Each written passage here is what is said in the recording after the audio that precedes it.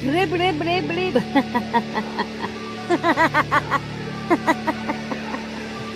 Talking about the current topic.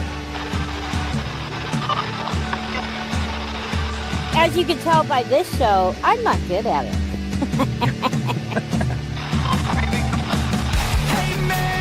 Where's that one coming from? Nobody asked that.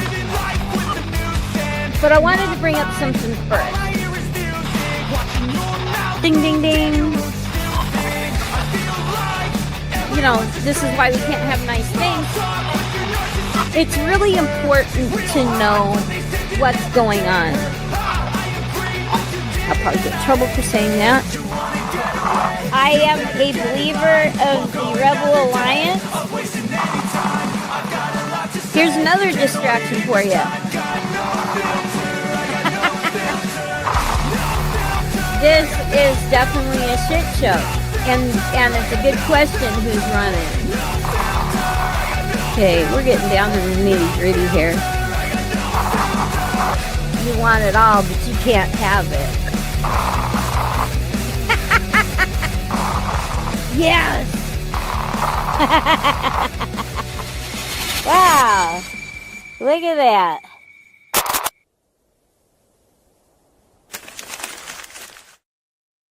You ever stop and realize how fragile all this is? How fragile the whole structure, how easily it could all just break right down? Just break right down. Wouldn't take much. All you'd have to do would be eliminate electricity.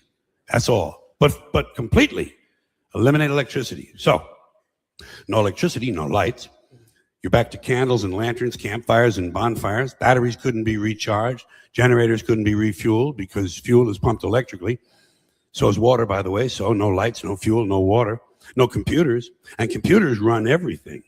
And among the many things computers run that operate on electricity are all of these security systems in all of our jails and prisons and nut houses.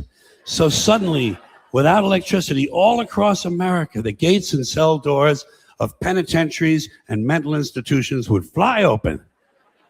And out would come all of our old friends. You ever stop and realize how fragile all...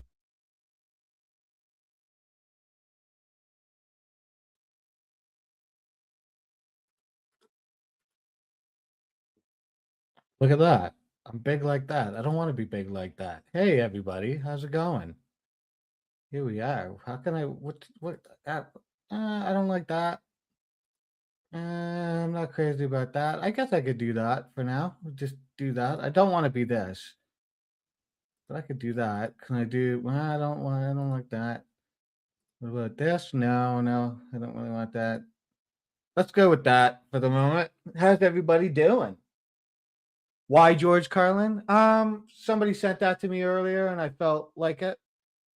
Because why not, right? Why not George Carlin is the question.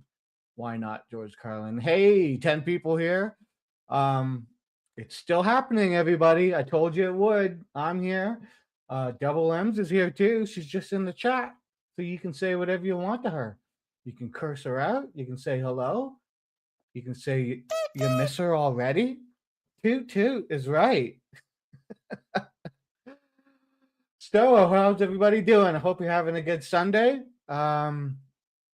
Geez, lots to kind of go over here, lots to talk about. Let's just look at chat for a second here. Hey, Michael Wyatt, you were in here first. I said hello. Peace Dynamo says out shopping, but here to throw some support your way. Awesome. Thank you for doing that.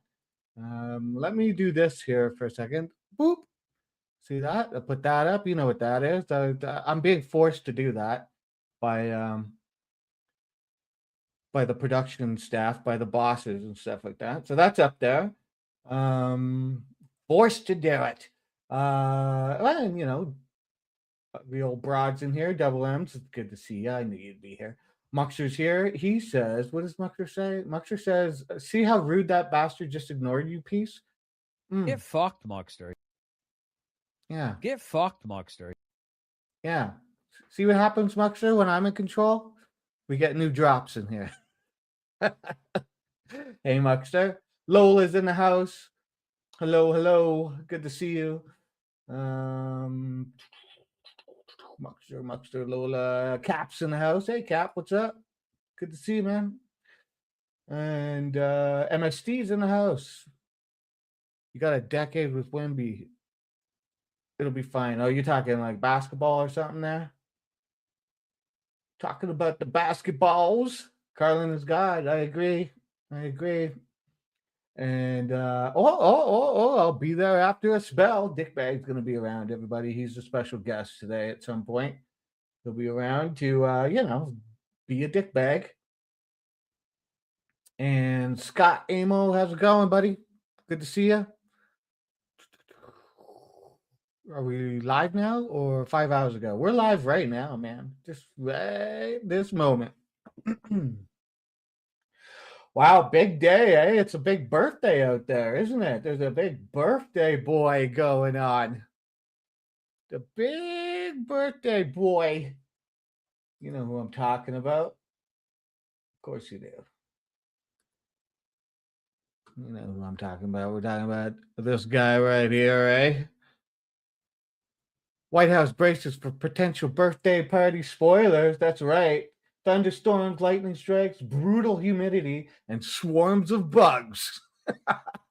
Nobody thought about what those big, bright white lights might do, eh? Or whatever, multicolored lights, what they might do in that humidity that's going on around there.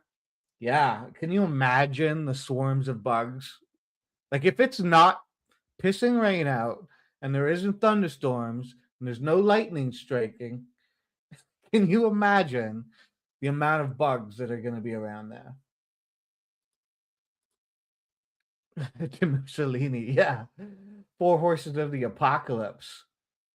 It's something for sure, but it's funny because there's like even people like Joe Rogan is out there saying like they should just cancel it, bring it inside, put it inside. Like, and that would be the smart thing to do rather than have it all go to shit. But who they're gonna let it all go to shit because that's pretty much what's going around. With Double M says they're already with all the spies they've got in the crowd. Yeah. So, and we got pond scum in the swamp Trump created in DC. I know his nice blue swamp. No. That the one you're talking about? Morons.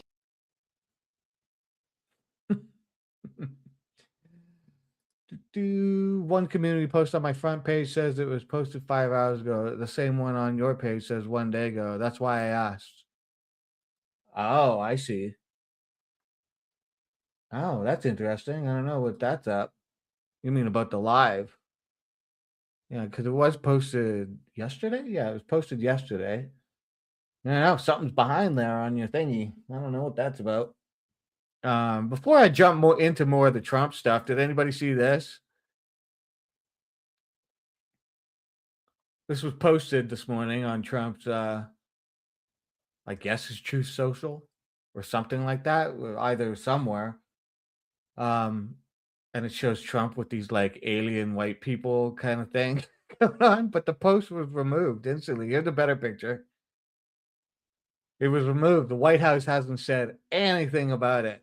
Now, clearly it's AI and clearly I don't, but it's just what, why? Why? Who did this and why did this happen?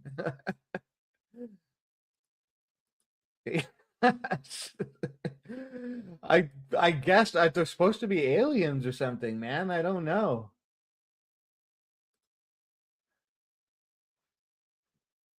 Yeah, show's always on Sunday. Aliens, yeah, I know. It looks like Game of Thrones, I know, with the House of Targaryens or some shit like that. The Targaryen, yeah, it's the Targaryens, right?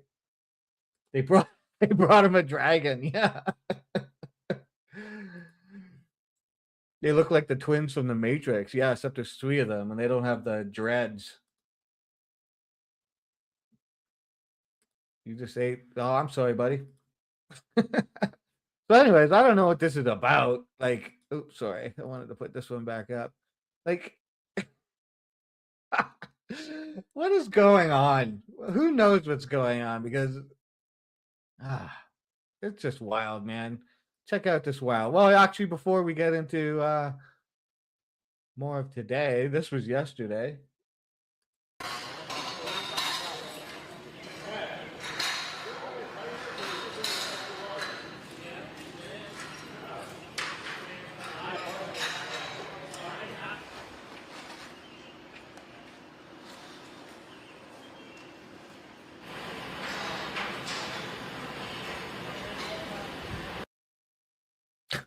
I find it funny that they had to cover it up. We can't show anybody what's going on. We're taking the name down. Nobody gets to see it. Nobody gets to see it. What was that there? Marcus Trump search for the white people. Yeah. The new Spielberg movie. It's actually a documentary. Yeah, it's pretty weird. Albinos. Did they do it behind the curtain so they wouldn't be arrested? Yeah, I don't know. I think they were like, Trump doesn't want to see it. He can't stand to see his name being desecrated, taken down. So they hid it behind some stuff. I don't know. Seems weird though. Is that why they did it? So nobody would cheer? There was people there as they were setting up the scaffolding and everything cheering. So, I mean, too late. People cheered. Yay, activist judges. Yeah, that's what it was. Those goddamn Democrat, liberal, pinko, commie activist judges, right? I guess that's what it was. Oh, I guess that's what it was.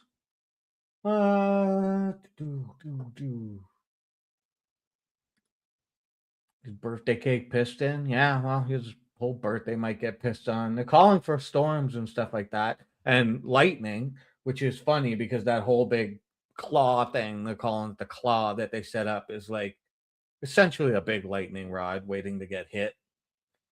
So either they're going to get rained on and hit with lightning, or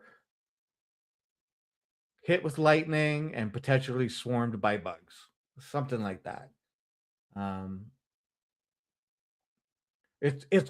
didn't actually get the picture, but I saw the picture of the sort of above shot of the White House, and it shows like, you know, the whole UFC, the whole setup, and then it shows just the wreckage of the East Wing gone with, like, you know, all the construction work and everything, and then like all the surrounding stuff of like trucks and all the toilets that they set up for the event. It looks like some fucking weird Mad Max thing going on. Like, I can't believe what I'm seeing. Like, this is the White House. This is your like, it's a symbol of America, and it looks like hell. It looks like fucking hell. I'm sorry for you guys. Like, it's just did you say it would be a trifecta if it all happened? I bet some sport book has odds on it. That'd be cool. Hey Kelly, what's up? Spider Dog, I have to apologize in advance. GJM is bringing out Canadian jokes to me. That's fine, man. That guy is he was talking about me the other day, and I don't really know why, but I guess I perhaps angered him. Oh yeah, you're still in the I think I saw him say he's gonna be home tomorrow. So yeah, Wyatt, you know, get better there, man. And get out of that hospital and get your shit together. Yeah, I'm 51. I've never seen the White House look like wreckage. Yeah. Sorry, I keep going I keep hitting it and messing with it there. Double M's. Our tax money gave him a squeaky tank parade last year and now a baby toy. It's pretty wild. International embarrassment. I mean, I feel bad for you guys. It's I don't know. Just it looks crazy, and we're gonna look at a little bit more of the crazy. I mean, Daniel Cormier was doing stuff like this today.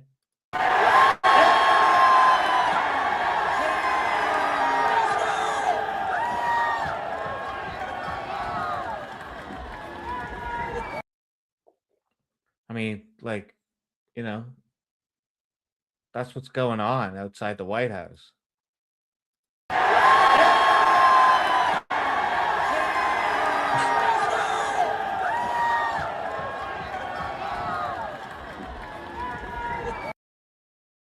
Like, wow. Wow. Okay. I mean, it's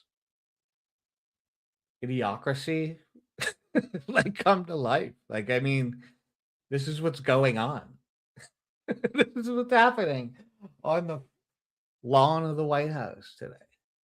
And this here, I mean, some people, you know, I have nothing against motocross stuff, but I mean, this is what's going on.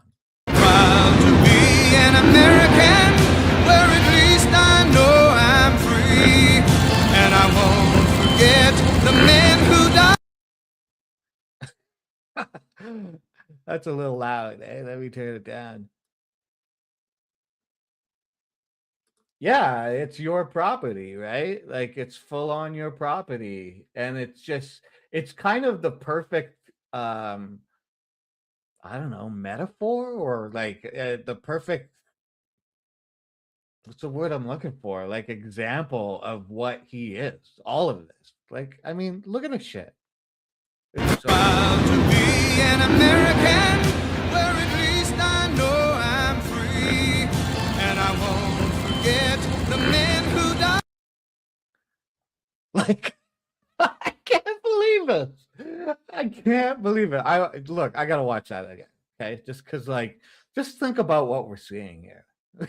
Just think about what we're looking at. And I'm proud to be an American, where at least I know I'm free, and I won't forget the men who died. I say, like, kudos to those guys, like the dudes who are getting to ride their bikes, and like, you know, Buddy basically gets to be the first and probably only guy to ever do a backflip on the White House lawn. And good for him. Like, I have nothing against those dudes. Somebody wants to give you that opportunity to go ride your motorcycle, you know, your dirt bike, and, you know, jump and be the guy who does a backflip. Like, that's pretty cool. I mean, but I mean, is this really the place for it? Is this really the place for it? Tacky as fuck. Yeah, it is. It is. The next modification to the White House will be the fifth wheel attachment and temporary axle wheels trailer trash. I mean, it's pretty trashy, man. Like that. This right here, it's. And I'm proud to be an American, where at least I know I'm free, and I won't forget the men who died. I say fuck those guys for participating in Trump's diesel project. Hey, you know, I don't know. I guess so. But like, if somebody gives you an opportunity, like at this point, I mean, the fox is in the hen house. Like, why? And he's just, the door is open. Why not just join him? I guess I don't know. Nothing surprises me anymore. It all seems like crazy land, but I don't know. More golden Liberace. Yeah, I hear you. I hear you. I mean, Dana White was even saying, just like Joe Rogan's, like, it's probably best if we stick to, like, you know, arenas and stuff like that in the future. It's like, why didn't you tell him that straight up? Like, anyways. Why not sell your soul? I know.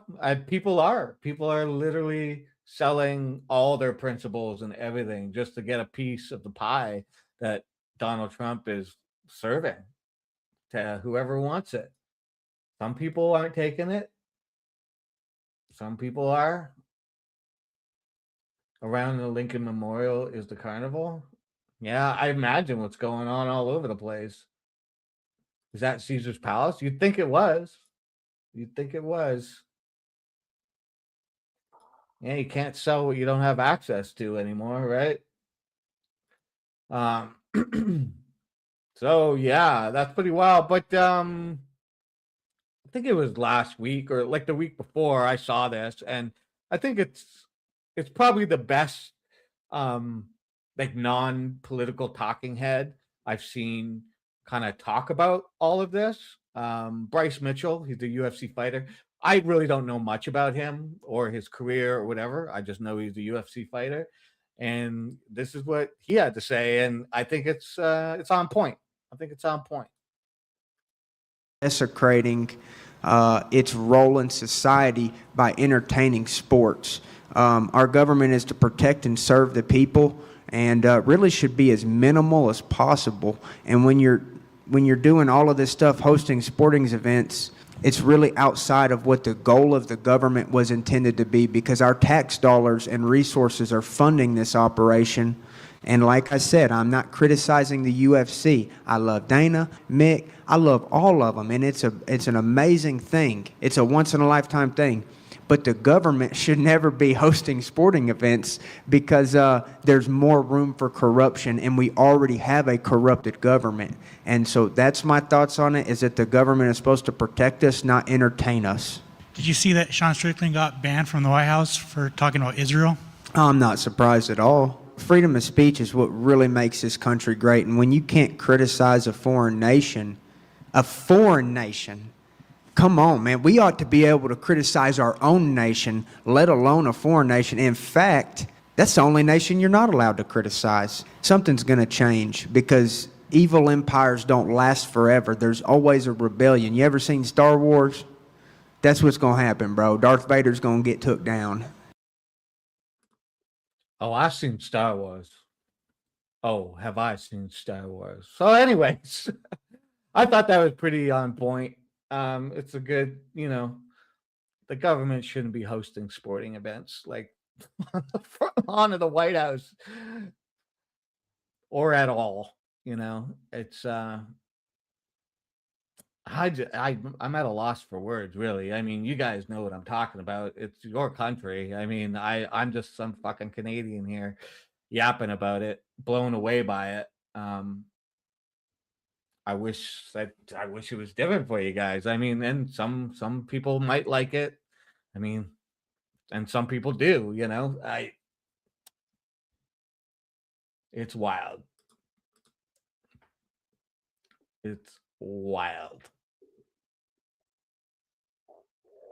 Okay, here. What else do we got going on? Should I put up a poll, see what everybody thinks about it? I'm not going to put up a poll. Unless you tell me you want a poll. To get all 15 of you that say you don't like it.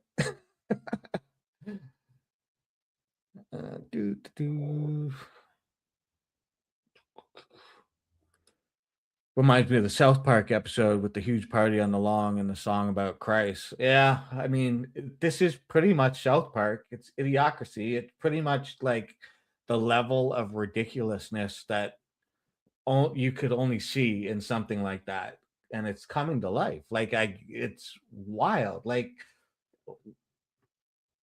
no place in the world. It's like, am I being jaded here? Like, is this supposed to be like something that's cool? I don't know. I don't know. Yeah, that's what I'm saying. It's totally idiocracy. It's that movie. Like, conceptually, it's the same shit. Like, it's wild.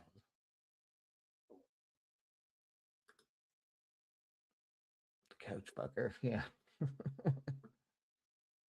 Okay, well, happy birthday, Trump. I hope you don't choke on a candle or whatever it is. Next week is the monster truck rally. Seriously, I mean, why not, right? They've got all the dirt dug up there and everything like that. Go for it. Why not the WWE next too, right? Bring them on in. And I don't know, what else can you do? You have fucking TED Talks. I don't know. Okay, what else do I got going on here? Let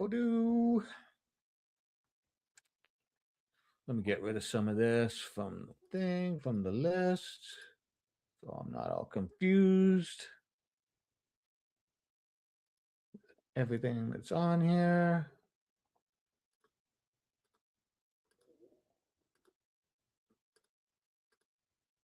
To dead air. Okay. And what else should I have in the thing?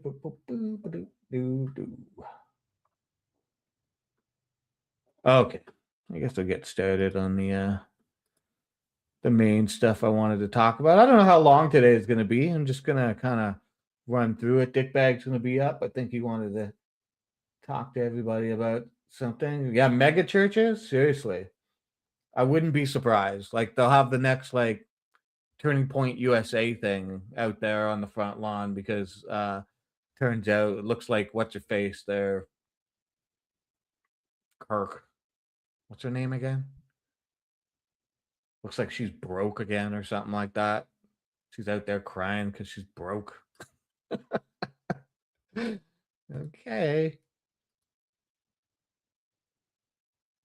Okay. Hey, Cart, what's up? How you doing? If there's any people who there's some people out there who are sort of like saying some stuff about the numbers on this like show and this channel, and I just want them to know that Erica Kirk, thank you MSD, that nobody gives a shit about numbers over here. It's not really about that. And yeah, just doing our thing. Double M's is taking her break. I'm gonna do this and talk about whatever the hell I feel like talking about. And that's really all that's going on. You can make jokes and whine and do whatever you want about whatever you think's happening here, but no one cares. Erica Jerk, yeah. Saying stuff about things. Well, Kelly, everybody's a fucking critic, right? Everybody's a critic. There's actually, I guess, some people saying that like Double M's like left me. She left the show. She had enough of me. Something like that. She's right here in chat for any of those people who are watching. See, around here we care about things like mental health, people's well-being. And so yeah, we're gonna pay attention to things like that. And yeah, you divorce spider. Oh my god. Come back to me, Double M's. But we care about people's mental health. We care about our mental health. I care about your mental health. If there's ever anything being discussed here, you gotta like step away, do that. I definitely don't want to put anybody through anything or force anybody to watch something they don't want to watch or be around. So yeah, mental health, take care of it. And that's what Double M's is doing. And I support her, and I'm pretty sure everybody here supports her. And if anybody has a problem with that, you can take it up. You can take it up with Muckster. He's the complaints department. So we all know that now. And we'll move on. I'm going to talk about some sort of American and Canadian stuff going on. We have the CUSMA agreement coming up soon here. I believe July 1st it's up. It's going to expire. CUSMA is basically it was just NAFTA redone by Trump in his first administration. And we wouldn't be here if we didn't care. Thank you, Kelly. That's a nice thing to say. And I appreciate you being here. And I'm sure Double M's does as well. Yeah. Basically, because that agreement is coming up, there's a lot of posturing going on. There's a lot of, people are starting to show their cards, and the U.S. is, you guys, America, playing. I think you're a little bit frustrated. I think there's some frustration because Canada isn't exactly looking to bend the knee as it has in the past. We're kind of taking a little bit of a different stance, and we usually do, where in the past we've kind of always just agreed with everybody. Hey, I hey, snuck up you. real quick because my husband left for the store. Okay, okay. Uh, I have definitely divorced Spider Dog. Mhm. I don't know what I'm gonna do. I left at him. this point. I deserted him. I just had to say hi real quick. Well, For uh, part sure. of, part of the reason why I'm stopping doing the lives, except for sneaking in once in a while like this, is a lot of things I talked about were very triggering to my husband. He has severe PTSD and moral injury from his time in the Navy, and I don't want to hurt my husband. Yeah. And Yeah. besides that, generating a lot of stress, the continued crap from his ex-wife, which is not going to end till October, continues on. And Mhm. all the stress was just making it too tough on both of us. So, no, I did not desert Spider Dog, but he is kindly keeping things going. And of course, I'll be sticking my nose Yeah. in here once in a while to ruin the show. And, you know, but, Anytime. my husband comes first. I love you guys. I love doing this show, but peace in the family and taking care of business, that's first. You got it. And Spider Dog is second. Well, awesome. Thank you, Double M's. That was Double M's with her Sunday commentary on. Yeah, we love you. We love you. And thanks for, you don't have to explain anything, but thanks for the explanation. Everybody else who has a problem with it can go fuck themselves. I'm just looking at chat here, see what everybody's saying. Yeah, everybody's kind of agreeing. NAFTA never went anywhere anyway. I mean, it was just, they changed the name. It was the same thing, a couple things, but it's up for renegotiation, and Trump has decided to let it expire so that he can get a. Okay, we got it. Spider Dog is bad for your marriage. It's not me. Anyways, he's gonna let it expire because he thinks he's gonna get a better deal. Trump always wants a better deal, but he probably isn't gonna get the deal he wants. And one of the things that they've got, so there's a guy on YouTube. I put his channel in the description. Klaus Kellerman. He's a Canadian. He talks about Canadian stuff. Um, some of the images and whatnot that I have here, I got from his channel, just because he does a good job at pulling up all this, the information. And I just wanted to go over some of these little things. Some of you might not care, but it just gives you an idea of what's been going on if you don't know between Canada and the U.S. So let me pull this up here. The most beautiful deal ever. Yeah, exactly.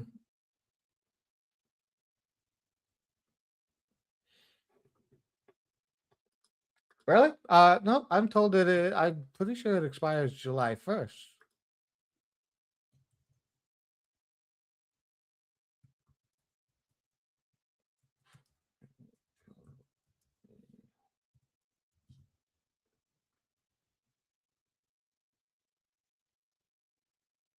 Oh, right. Okay, I see what you're saying. It's expires the wrong word.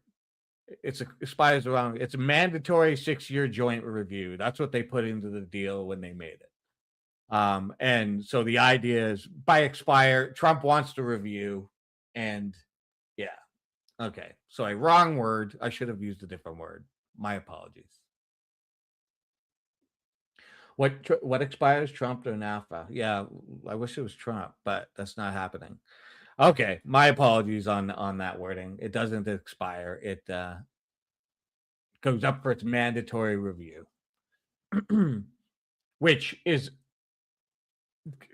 basically could be let go in the sense of, well, everything's fine, we'll just keep it going. Trump wants to review, and so there's a bunch of different things that like they have a problem with dairy production and whatnot. But I'm just gonna get into a couple little things here that hey, Spider Dog, don't stuff up MM show. I won't. I'm not. I mean, I might. Thank you for the correction. By the way. Toot. Okay, here, let me pull this up. Pentagon labels tech giant Alibaba, an electric car maker, BYD, as aiding the Chinese military. So this is interesting because as soon as my prime minister, Mark Carney, went to China and made a deal, one of the deals that they've decided on was Canada was going to pull back on the tariffs, the 100% tariffs that we had put on EVs. We only did it during the previous, Prime Minister Trudeau to sort of satisfy the U.S. because the U.S. wanted 100% tariffs on EVs out of China because they don't want EVs from China in North America. They're all over the world at this point, and they're doing really well. And yeah, it's sort of a red panic thing. And, I understand protecting the car industry that the US has. Of course, they want to do that. And Canada was on board because we make a lot of US cars here in Canada. But unfortunately, things are changing. And the US pulling, production from Canada back to the US in some cases is kind of going against deals that we made, and it's threatening the auto industry in Canada.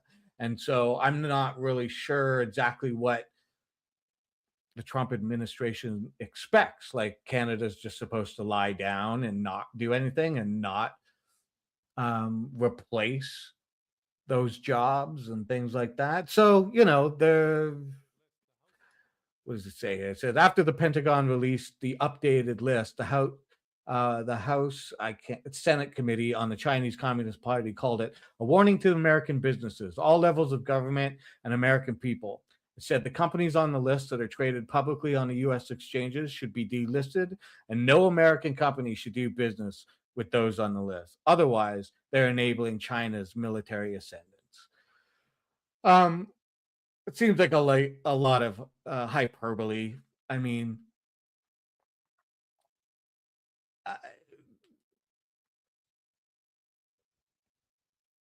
I understand why the U.S. is doing this. They're trying to protect their industry, and they need to paint Chinese EVs as bad because they are spreading around the world. The rest of the world is seeing that they're pretty decent cars, and the fact is they're coming to Canada, and this seems like a panic move, especially right before the CUSMA, negotiations are coming up.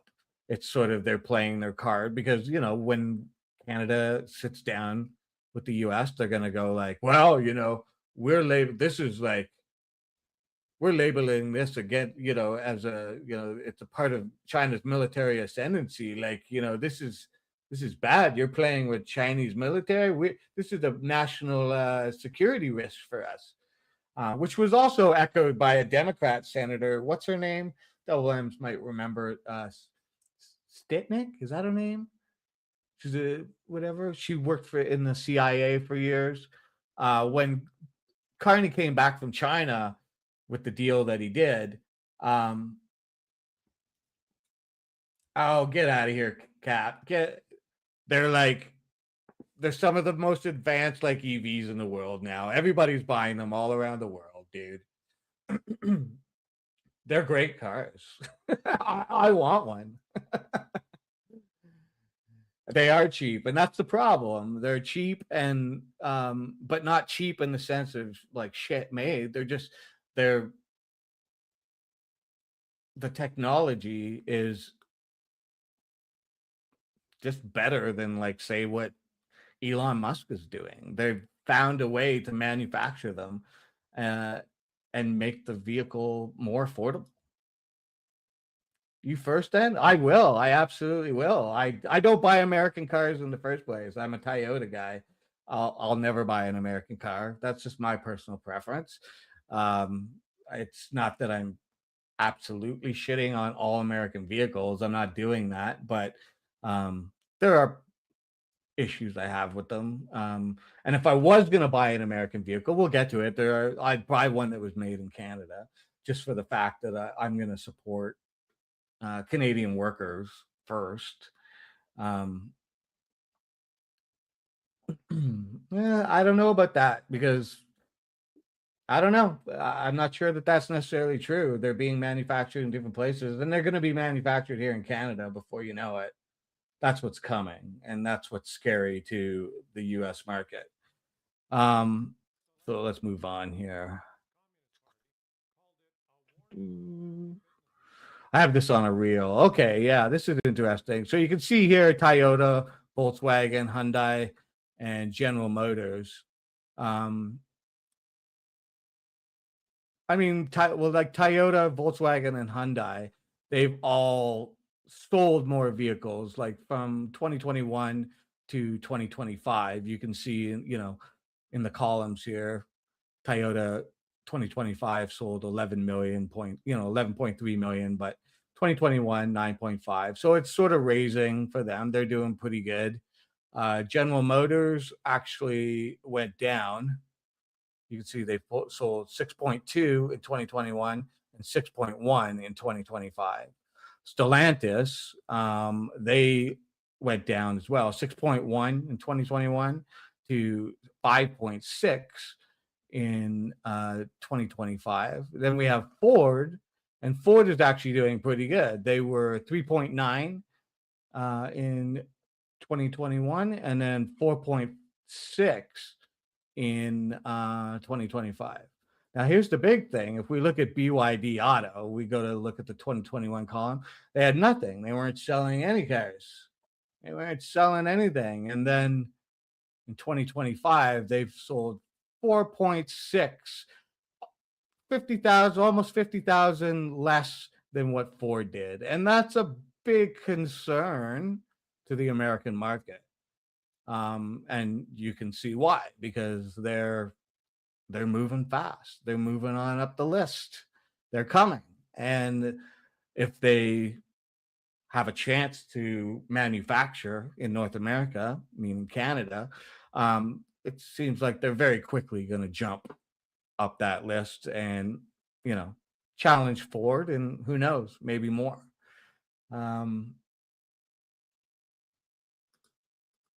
You buy Chevys to support Canada? Well, I have a list of some cars that are coming up that you can get in Canada, that are built in Canada.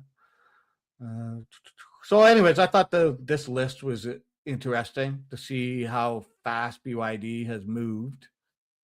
Here, I want to pull up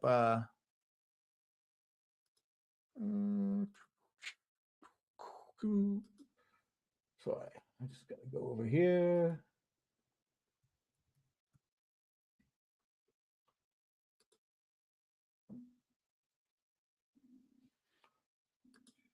This tab instead. Remove that for a moment. Look at this.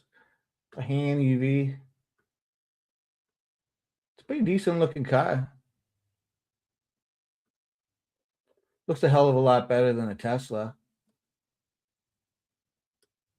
in my opinion.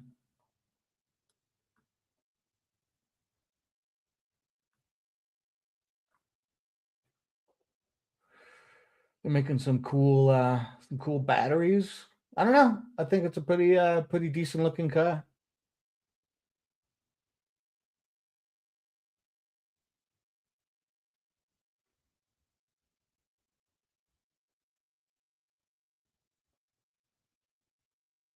And they're being sold, people are buying them around the world. They're being sold. I think, that Democratic senator who was bitching about the deal that Canada made was saying that, could you imagine the Chinese government having cars like Chinese cars in North America driving around, basically taking pictures and you know uh, using GPS to like locate everything in North America, and it's like, bitch, you ever heard of Google? Like, Google Maps? Like, it already exists. Like, what are you talking about? There's a lot of fear mongering going on, and how much are they? Let me check here. Let me check.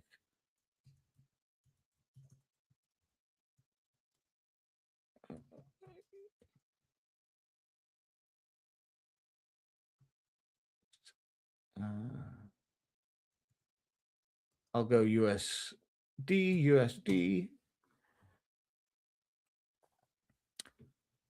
It ranges between 25.8 and 48.3, depending on the model, trim, drivetrain, depending on which ones you get. The plug-in hybrid model starts at around 22.5 to 24. The pure electric starts around 25.8 to 27, reaching up to 37 to 48 for fully loaded long-range performance. Yeah.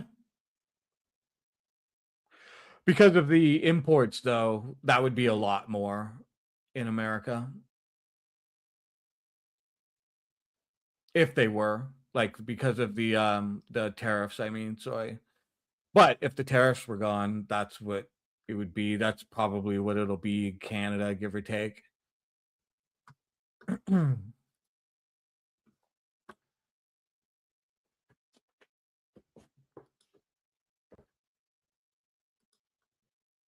Oh yeah, well, show me your information, Cap. I'll look it up. What are problems with the cars?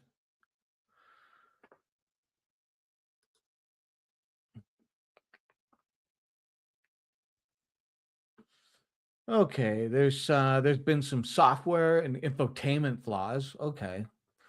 Slow UI and updates. Users frequently report that the infotainment software lacks the polish and speed of its competitors like Tesla. Okay, well, infotainment I can let go. Missing convenience features. No frunk. Like many EVs, most BYD models do not feature a front trunk, sacrificing potential storage space. Missing hardware. Common baseline features such as driver's seat memory, heated steering wheels, and rain sensing wipers are absent from certain trims. Okay. Build quality and hardware issues. 12-volt battery failures. Earlier BYD models frequently suffered from 12-volt battery failures in cold climate, which can cause cascading electrical errors. Paint and delivery defects. In some international markets, there have been reports of vehicles arriving with warped roofs, chip paint, or signs of mold from long-term sea transit. Okay. ADS refinement, advanced driving aids can be overly sensitive. Drivers have reported aggressive lane keeping assist and occasional phantom braking when cornering in traffic. Braking feel. Users' feedback is mixed regarding braking. Some drivers, particularly of high-performance models like the BYD Seal, note that the brakes can feel too sharp and disproportionate to pedal input. Okie dokie. Service and recalls. After-sales support owners in several global regions, including Australia and the Philippines, have cited frustrations with slow after-sales services, spare part delays, and understaffed dealerships. I could see that. Recalls. The automaker recalls more than 115,000 vehicles globally across multiple model lines due to battery installation issues and component defects tied to fire risk. Wow, shit. Yeah, stuff happens. I'm still not like going to basically count them out. I think it's just development. I mean, Tesla had problems. Fucking all the car companies recall shit all the time. Um, I'm gonna just watch what's going on and see what's happening. And I mean, if we start building them here in Canada, I'm sure there's going to be a whole, different kind of playbook happening because we have our own, whatchamacallit, regulations and all that stuff. So we'll see. But all I know is that the US is kind of, I don't know, a national security threat. I doubt that's what it is. I think it's just overprotectionism on the part of trying to protect the auto industry, which I get. But on the other side of that, like I said, what do you expect Canada to do if you're going to pull um, manufacturing out of Canada, which means Canadians lose jobs? We have to replace those jobs, and that's kind of what we're doing. We're taking other routes. We're making other deals with other countries. I mean, I don't know what Trump expected to happen or what everybody else expected to happen, but that's where it's at. And there's more of it coming, there's more in different things like the aerospace industry. So we'll get there. Toot toot.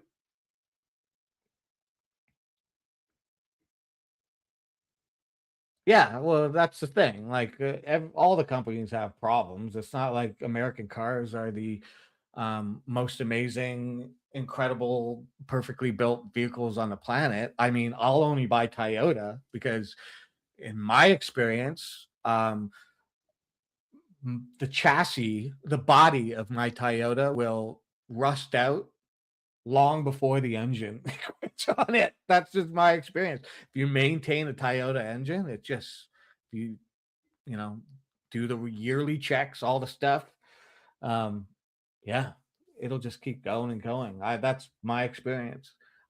Of course, Toyotas have problems from time to time. There's always going to be lemons and duds in certain individually built cars and in certain models and certain years and stuff like that. That's just a reality that takes place. I understand that, but overall, Toyotas, Toyota forever. Yeah, Toyotas last forever and Toyota forever. I love them. Okay, let's get back to where we were here.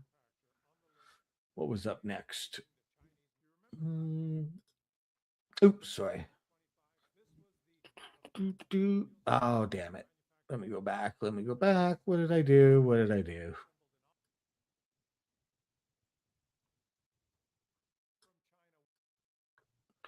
Imposing the duties to address the flow of illicit drugs across our northern border. Okay, the reason why I posted that up there is because this is what happened when Trump wanted to put the tariffs on Canada. They came up with this idea that there was so much fentanyl crossing the border that it was a national security risk. And that's how I see much of this BYD thing and whatnot. They're doing the same thing. It's like they're trying to, come up with reasons. Like in this case, it was like to put tariffs on Canada. Well, we're going to put tariffs on you until you fix this border issue with the fentanyl. And in the case of BYD, it's like, well, they're a national security risk. So, this is going to come up during CUSMA negotiations. It's kind of the same playbook. Hey, how's it going, dickbag? Oh, just dandy. Oh, really? Okay, here. I'm going to stop this for a second. What are we doing? Right. Well, we're going over some stuff about CUSMA is coming up. And you know what CUSMA is? It was like basically NAFTA renamed. And July 1st. Speaking? Oh, yeah, I am. You can't hear me? I am speaking. Oh, man, already? Yeah. Leave and come back.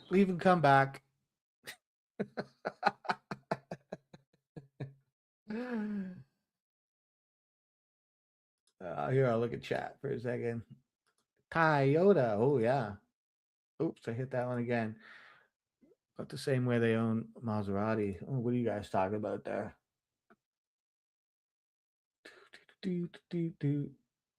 Mazda parts. Oh, here, Dick Bag's back. Hey, can you hear me now? Yeah. Okay. We're just talking about NAFTA, well, which is CUSMA now, and how July 1st it comes up for its mandatory review. Earlier, I said it expires. That was the wrong word to use, but it comes up for it with its mandatory review, and Trump wants the mandatory review, basically, because he thinks he's going to get better deals than he got the last He's time. incredible at deal making, isn't he? He's an unbelievable deal maker. I mean, The art he of the made deal, baby.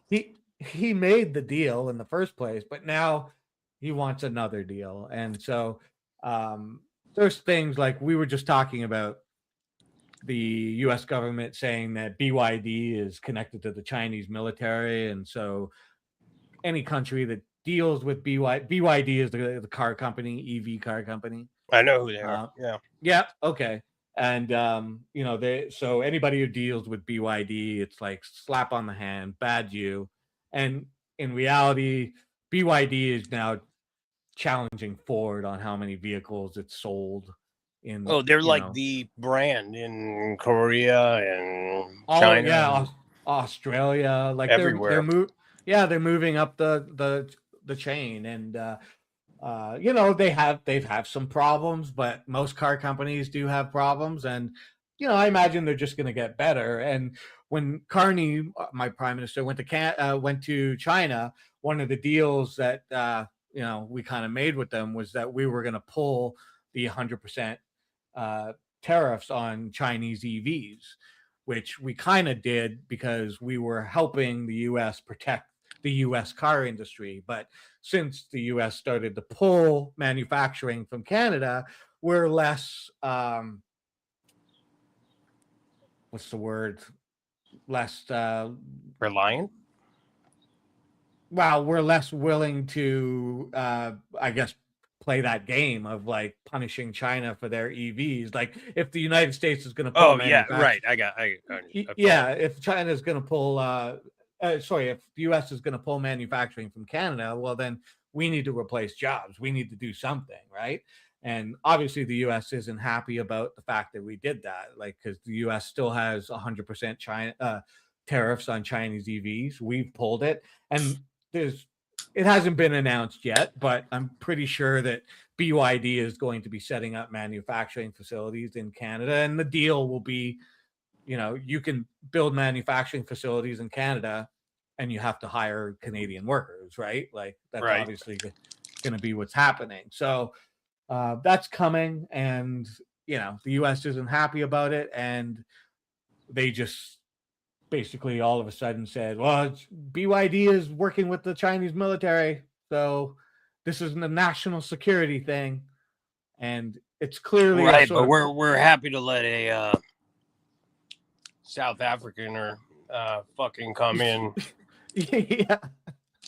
Right. Employ a guy named Big Balls to steal our social security data. Yeah, exactly. Right. So it's definitely a posturing on the part of the U.S. of the Trump administration. They, and I get it.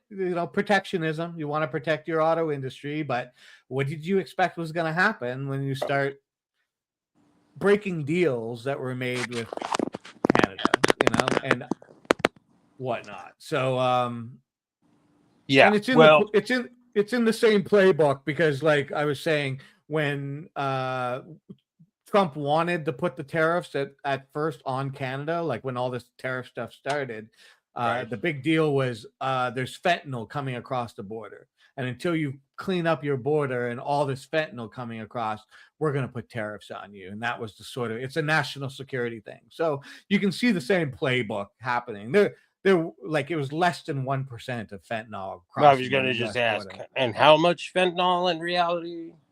It was less than 1%. Like it was nothing compared to what was coming through other ports and up from Mexico and the whole like thing, right? Venezuela, right? Yeah, exactly. They use that same bullshit. Yeah. So it was clearly a it's posturing and people are playing their cards. So the thing I have on screen here, trying to suspend some agricultural tariffs on Canada after Carney visit. Well, which I just talked about. Like Carney went, made some deals. We got some whatchamacallit, canola deals, some agricultural deals, and one of the things they got was the removal of Chinese tariffs. There's a bunch of other stuff going on as well that I won't get into right now, but that has to do with critical minerals and stuff like that. But that's maybe another stream or whatever. Funny how far you can get when you play nice with others. Yeah, and that's the thing that the rhetoric in the US doesn't seem to understand. Like that,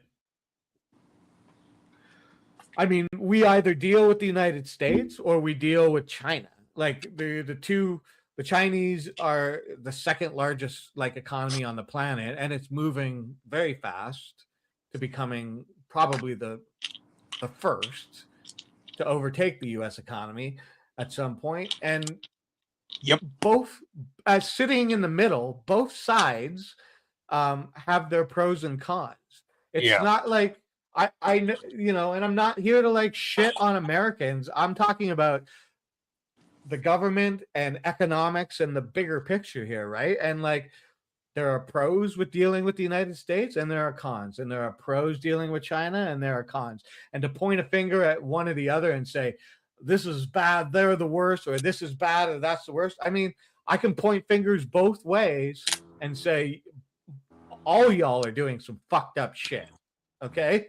Like, and I can point the fingers both ways and say both of you are doing some actually good stuff. And anybody that wants to say, oh, China is all bad and there's nothing good coming out of it and there's nothing, it's like, get real, okay? Like, you need to step outside of your worldview and realize what's actually happening in the world. And anybody that points at the US and says it's all bad and everything's bad, the same thing. Of course it's not. Like, but just mostly bad. Well, I mean, as countries who are sitting in the middle, who aren't China or the United States, we have to make choices with the two largest economies in the world. And if one is going to play the way it's playing right now, America, the Trump administration, it's not surprising that the world is turning to China and making deals. And not just China, like it's also solidifying Europe, like Europe and Canada and other countries like, like Indonesia. Everybody's kind of like coming together right now because there's no other choice. We have to diversify, right? Yeah, he's supposedly this deal maker, but he's just like playing into everybody's hands essentially. Yeah, that's kind of what's happening, thinking that he's winning the deal, like he's making the deal. They're gonna have no choice. We're gonna get there with some of it. I up on the screen here I have, these are cars that are or vehicles that are being made in Canada right now. The Chevrolet Silverado 1500 and the GMC Sierra 1500. So if people want, like, they love their trucks and they love their American truck, you can still get American trucks here. I, as a Canadian, would say go buy one of these models because you're supporting Canadian workers. And at the moment, we need to be sending that message to the Trump administration. And I think they should have different names. I think they should call it the Chevy Canuck. yeah, that'd be cool, right? I don't know if Chevrolet wants to do that, but timeout's coming out. All right, if you don't stop about the kids. Yeah, I'm not even sure what's going on because I'm not watching the chat. But please don't talk about kids in chat. We don't need that around here. Yeah, and we got enough fucking problems.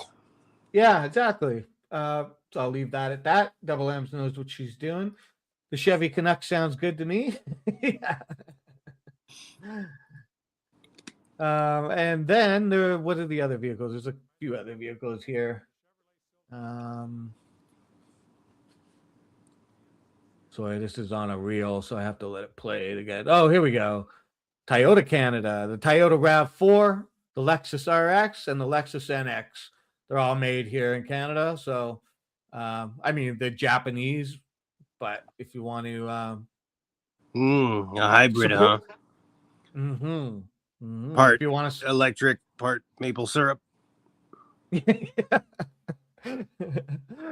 That'd probably be expensive. Syrup is very expensive right now. I thought you were giving that shit away up there. It's been getting more and more expensive as global warming keeps messing with the trees and shit like that. No joke. Fake news. Yeah, fake news. These are obviously not American vehicles; they're Japanese vehicles. The whole point of this is if you want to support Canadian vehicles, if there's any Canadians here and they give a shit, you can take a look at that. What was the next thing? I think it was the numbering. Honda, and once again, the Honda Civic and the Honda CRV. If you want to support Canadian vehicles, buy one of those. Oh, Canada. Oh, here's some Stellantis. We got the Chrysler Pacifica, the Chrysler Voyager, and the Dodge Charger Daytona. If you want to support Canadian workers, just buy some of those American vehicles. I was just showing people that there are other options if they want to play that game that's going on right now. This is interesting. I didn't really ever kind of know the numbering thing. I knew the J for Japan because I'm like crazy about Toyota, and my one of my Toyotas was built in Japan, and it has a J at the beginning of the VIN number, so that's how I knew. But if it's a 1, 4, or 5, it's built in the United States. If it's a 2, it's built in Canada, and if it's a 3, it's built in Mexico, and on here. K for South Korea, L for China, W for Germany, S for United Kingdom, Y for Sweden, and a 9 for Brazil. So I didn't really know all the numbers in the past for the VIN numbers. I found that interesting. Did you know that, Dick Bay? I did not. Well, there you go. If you look at the VIN, now you know where the vehicle's made. Mm-hmm. Well, speaking of vehicles, did you tell anybody what the fuck? I have not. I have not told anybody. Do you want to do that now? Sure. I guess since we're talking about autos and terrible shit in the world. Well, everybody, so Friday I was very excited because my arm, I don't know if anybody knows, that's kind of why, part of the reason why I haven't been doing much lately either is because I did something to my arm and it was really bad for a while, but I got some meds and just laid still pretty much on all my free time. And Friday was the first day where I woke up and drove to work feeling all right and had only just minor pain with it throughout the day. So it was like great. I was elated after like 3 weeks of this shit. And then Saturday I work half a day. And so it's kind of like my Friday, you know, get off of work, just make a quick stop at the post office. And as I'm taking a left-hand turn, some kid comes blazing through the red light and smashes right the fuck into me. Spun me around at least once, maybe twice. I don't know. Like, totaled my fucking car. Smashed my knee to bits. Went to the hospital. Yeah, it's great. So now I had 1 day of feeling good, recovering from one injury, and now I had a life upsetting event that ruined my vehicle, and my now my injuries are like 100 times worse. I can't. I had to put I fractured my distal femur. If anybody knows what the fuck that means, it's like right near my kneecap. So I can't bend my knee at all. I can't put pressure on, like standing up on it at all. So my whole leg is in an immobilizer. I'm on crutches for 4 to 6 weeks. There's no way I could perform my duties at work that I normally do, so I don't have any idea what's going to happen with that. All I know is I had to. He spun me around, and I ended up going across traffic. Back, I mean, he pushed me backwards. Essentially, I spun like backwards towards where I was coming from, back across the intersection into the lanes, and I was going across it, just kind of drifting. Scary, When yeah. I mean, when I got hit, the impact was really bad. Both of my side airbags and my front airbag went off. All that went through my mind was fuck, because like when you, it was kind of the same thing with the last time I had like a major accident type of thing when I fell off that ladder and smashed my ankle and heel up. Ouch. You kind of know instantly, like your brain realizes that like you're just fucked and like it's pretty bad, and you know, like you just kind of wait, you know what I mean, like you don't quite know how bad it is, but you know it's like something's fucked serious up, and it's so it was when I felt the impact. I felt myself like spinning, and I was like, fuck. Then I ended up rolling after that, like I said, across the northbound lane into the southbound lane where I'd been. And I just missed one car that was at the light there, and I was heading towards another one that was in the next lane over, and frantically snipping on the brakes. Nothing's happening, so I yanked on the emergency brake and stopped before I hit anybody else. So like it was somehow, the good news is somehow nobody else was involved except for me and this young kid, it turns out. I stumbled, dazedly. I had to get through the airbag, get out of my door, and kind of wobbled into the street, and kind of half crawling, half walking, tried. Some nice lady came out and kind of gave me the shoulder carry to the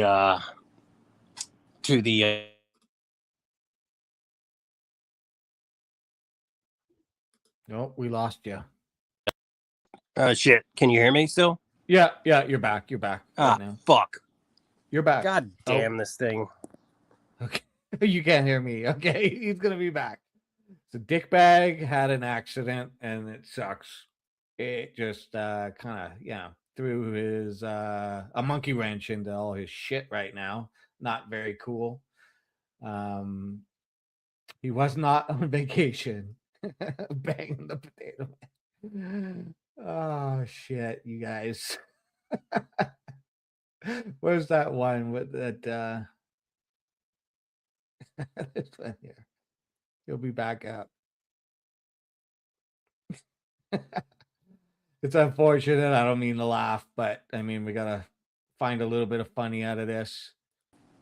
Hey, dickbag. I'm really sorry, everybody. No, this shit is ridiculous. Yeah, well, it is what it is. But how much did you hear any of that? Yeah, we heard most of it. It was literally the last 5 seconds. Okay, so you said a lady helped you. Yeah, she was kind of helping me shoulder carry me over to, I was leaning on her, kind of limping over there, because at that point I was like, my knee really, it was already kind of bad, but you're in shock. You don't realize how, the same thing when I fell off the ladder. I didn't feel my foot immediately. It was more when the ladder came down and fell and smashed me in the face. And I'm thinking my face was all busted up, but then then that went away, and then I felt the pain starts kicking in, and you realize how bad it is. This was Kelly asked, yeah, so my knee. Kelly asked if you touched her boobies. the lady? I did not. I wouldn't even be able to. And also, although I didn't realize it at this point, I didn't have my glasses because they got smashed. I would discover later in the thing when the paramedic later, I had asked him to go if he could retrieve my phone and my bag of pills and my glasses out of there. He eventually found my phone and pills, but he's like, your glasses are fucked. So I have not. I'm legally blind, more or less, without corrective lenses. So I can't. I've been blind the last 2 days and hobbled. So it's just been fucking terrific. But as I got onto my only concern was I seen where he was. He got spun back around, heading the other direction in the turn lane. I guess he was trying to take a right hand turn there or some shit, and like was going. I don't know how fast, because that was a dead stop. They were stopped. I was turning on that light. I was going into the intersection on the yellow light, right? Plenty of time. Like it was no reason for anybody to be moving at that point.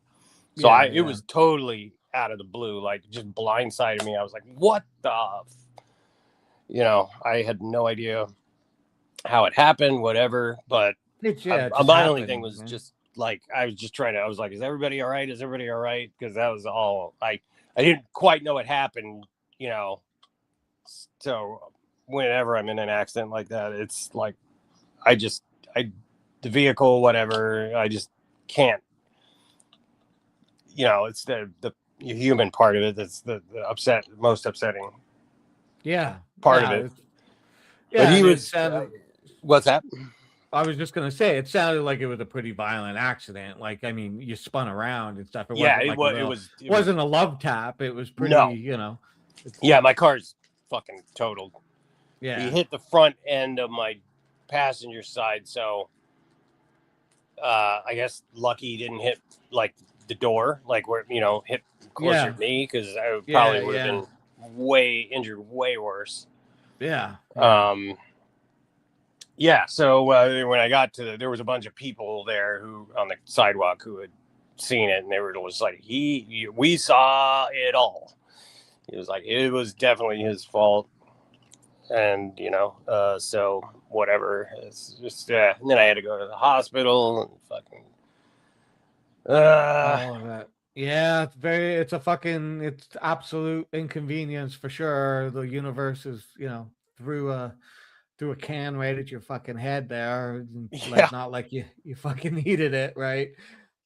Sucks, man. At least, like, I know it doesn't help anything, but nobody's dead, right? Well, that's whatever, like all the rest of the shit will work itself out. However I'm just glad.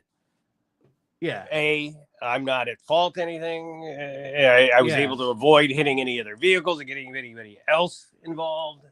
Even though it still would have been his fault, technically, you know what I mean. But I just nobody else is involved. He wasn't hurt. I'm hurt, and it's really fucking my life up. And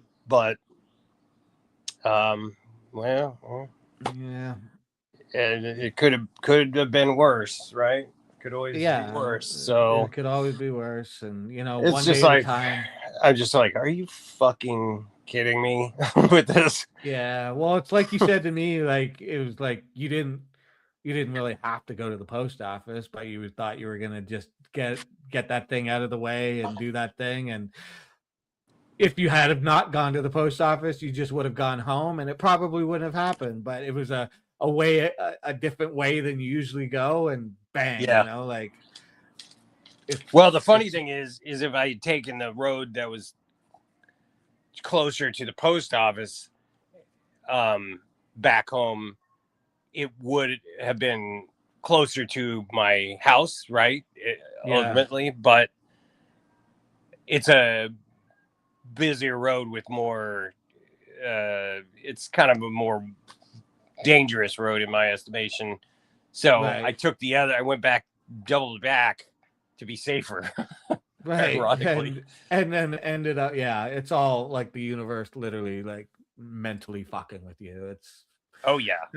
It's lame. It's totally lame. But anyways, we're glad we didn't lose you. We're glad you're here. I know it sucks, and it's like, the days and weeks to come are going to be, trying and the whole thing.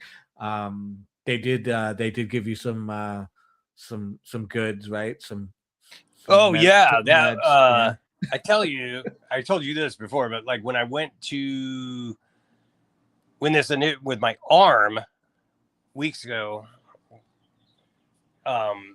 started hurting. I couldn't get into I have Kaiser, which fucking sucks. Mhm. I mean, when you get in there, like it's relatively inexpensive for the meds and shit, but like getting an appointment, seeing a doctor who's worth a shit is a toss up. So I was like, look, I didn't want to go to the fucking urgent care again and sit around for hours and hours. So I called their hotline and was like, look, can you, whatever. I know they do video calls. Because she was telling me, oh, we can't see you for like 2-3 weeks. I was like, yeah, you got to be fucking kidding me. So I was like, well, what about one of them video calls? Can you put me in? So yeah, so she put me through. Set me an appointment for later that day with the doctor on a video call. I told him, like, look, this happened before. All I need is really like some muscle relaxers because I can't. It just like sleep. You know what I mean? I can live with it through now. Then it got progressively worse, and then I broke down and went over to another Kaiser that was further away, but they were available. So I ended up not. They said I had a doctor's appointment, but I get there and it was just like a nurse or a physician's assistant. Yeah. But she was awesome. She was just like way more like attentive than most of the doctors I get to look at me. She was just like, I can see the pain is what we got to solve right now. So she gave me like a nice combination of, not super like Lyrica and some other anti-inflammatory thing or something. Yeah. And like I said, man, like she knocked it out of the park. Is like, just staying still and taking those pills, in the morning and got me through work, and it was getting better. And Friday I was like, fuck yeah. All right. Well, when I went yesterday, when I was at the hospital, it was another physician's assistant, and she was just awesome too. She was like, she said, I can give you Percocets or this or a shot, and they'd given me a shot for my arm, Toradol or something like that. And it was okay, but I was like, I'd never had Percocet. I'm kind of wary of opiates, because they're addictive and shit. For sure. Yeah. But on the other hand, I was like, look, I don't think I've ever had Percocets, but right now I really just don't want to feel as little pain as possible, right? So she was like, I'll bring you a Percocet. I was like, okay, do that. And then like, yeah, she gave me that. And then the lady came in like with her little mobile x-ray thing, and she kind of sucked. She was, not communicating to me very well, like where I needed to move and stuff. And any movement was like kind of painful. But as she was doing it, the Percocet was kind of kicking in. So I was just like, whatever. And then like, actually when the cops came back from the accident scene to give me like the guy's information and shit, I was like, they came in the room. I was like, hey, it's you guys. All right. Like, feeling good. Like, wow, what's going on, guys? All right, cool. It's the perfect time to be it's perfect time to be high around the fucking cops.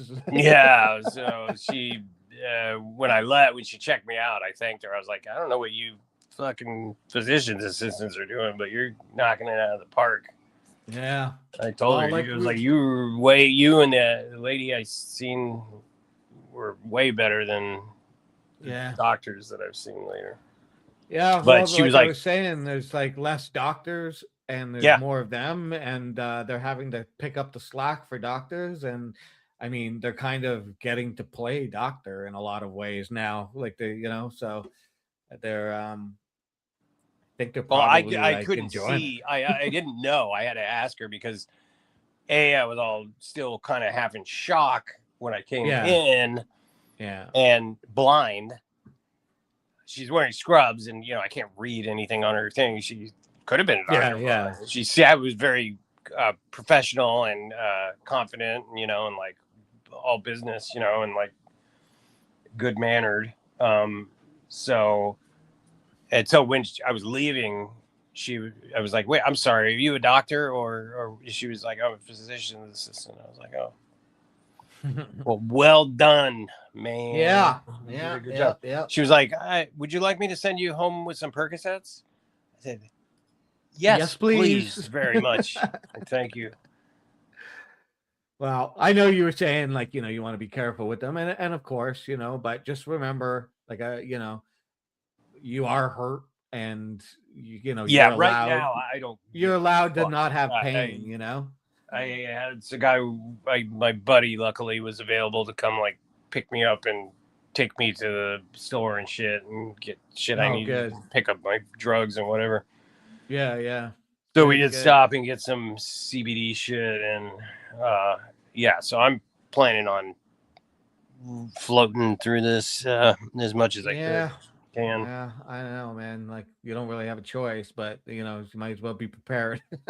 Right. It sucks, dude. I already told you, but I'm sorry that happened.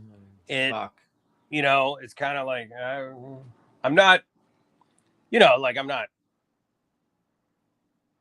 I'm not like bummed. I mean, I'm bummed, but not like, I'm not like, oh, my life is ruined. And I mean, although I don't, God knows there's a lot of shit that's going to happen. I think my brain's only letting me process parts of this whole picture still yet, Yeah, for sure. Yeah, for sure. I mean, it was bad. I mean, the people's reactions to like me and like the whole thing. Yeah. Looking back on it now, I'm like, oh man, that must have just looked like fucking crazy, brutal from, Mm-hmm. And I,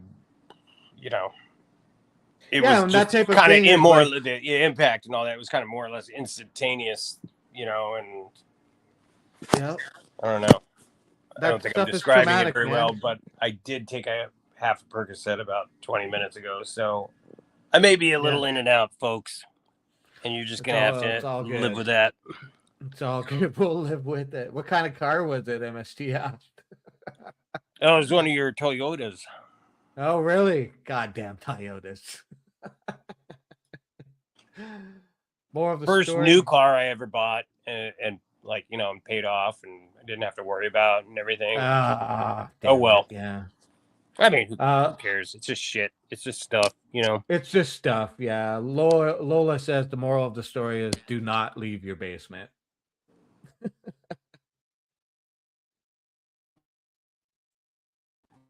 Oh, are you still there?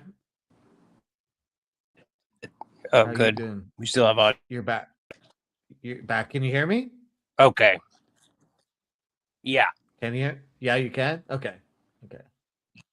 Yeah, I can hear you now. Can you hear me? Yeah. Oh, yeah, I can hear you. Okay. That's why he survived, Spider Dog. He was driving a Toyota. Yeah, exactly.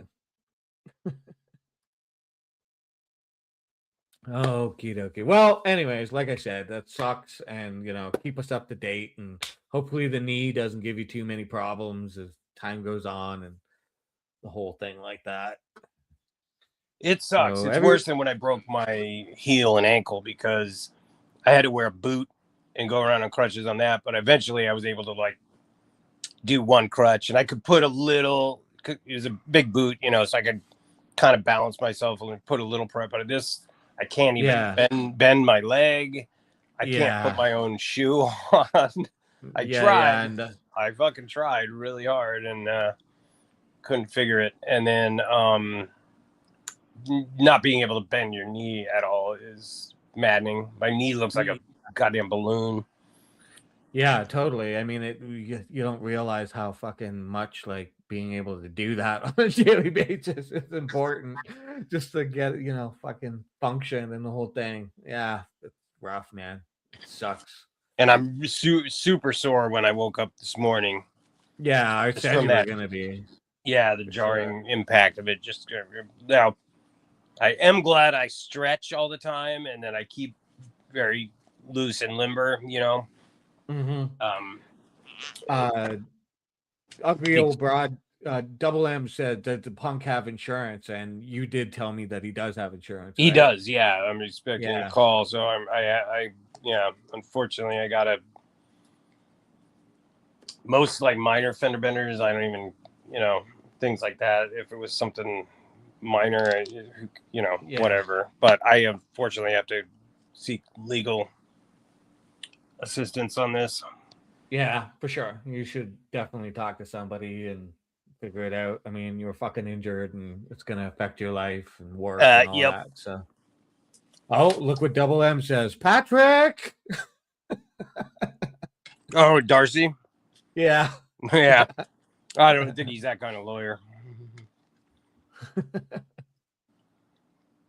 Anyways, okay, so I guess we'll move on here. Yeah, let's move on. Yeah, for sure, for sure. Where were we here? Oh yeah, we were looking at the code things. I'll let that move on. Oh, this is where we're gonna get into Hoekstra. You know Hoekstra? He's the ambassador from the U.S. to Canada. He's a real fine motherfucker. Oh yeah, they all are. Yeah, he's he really doesn't like Canadians liking him because he seems to like to poke the beaver, as they say.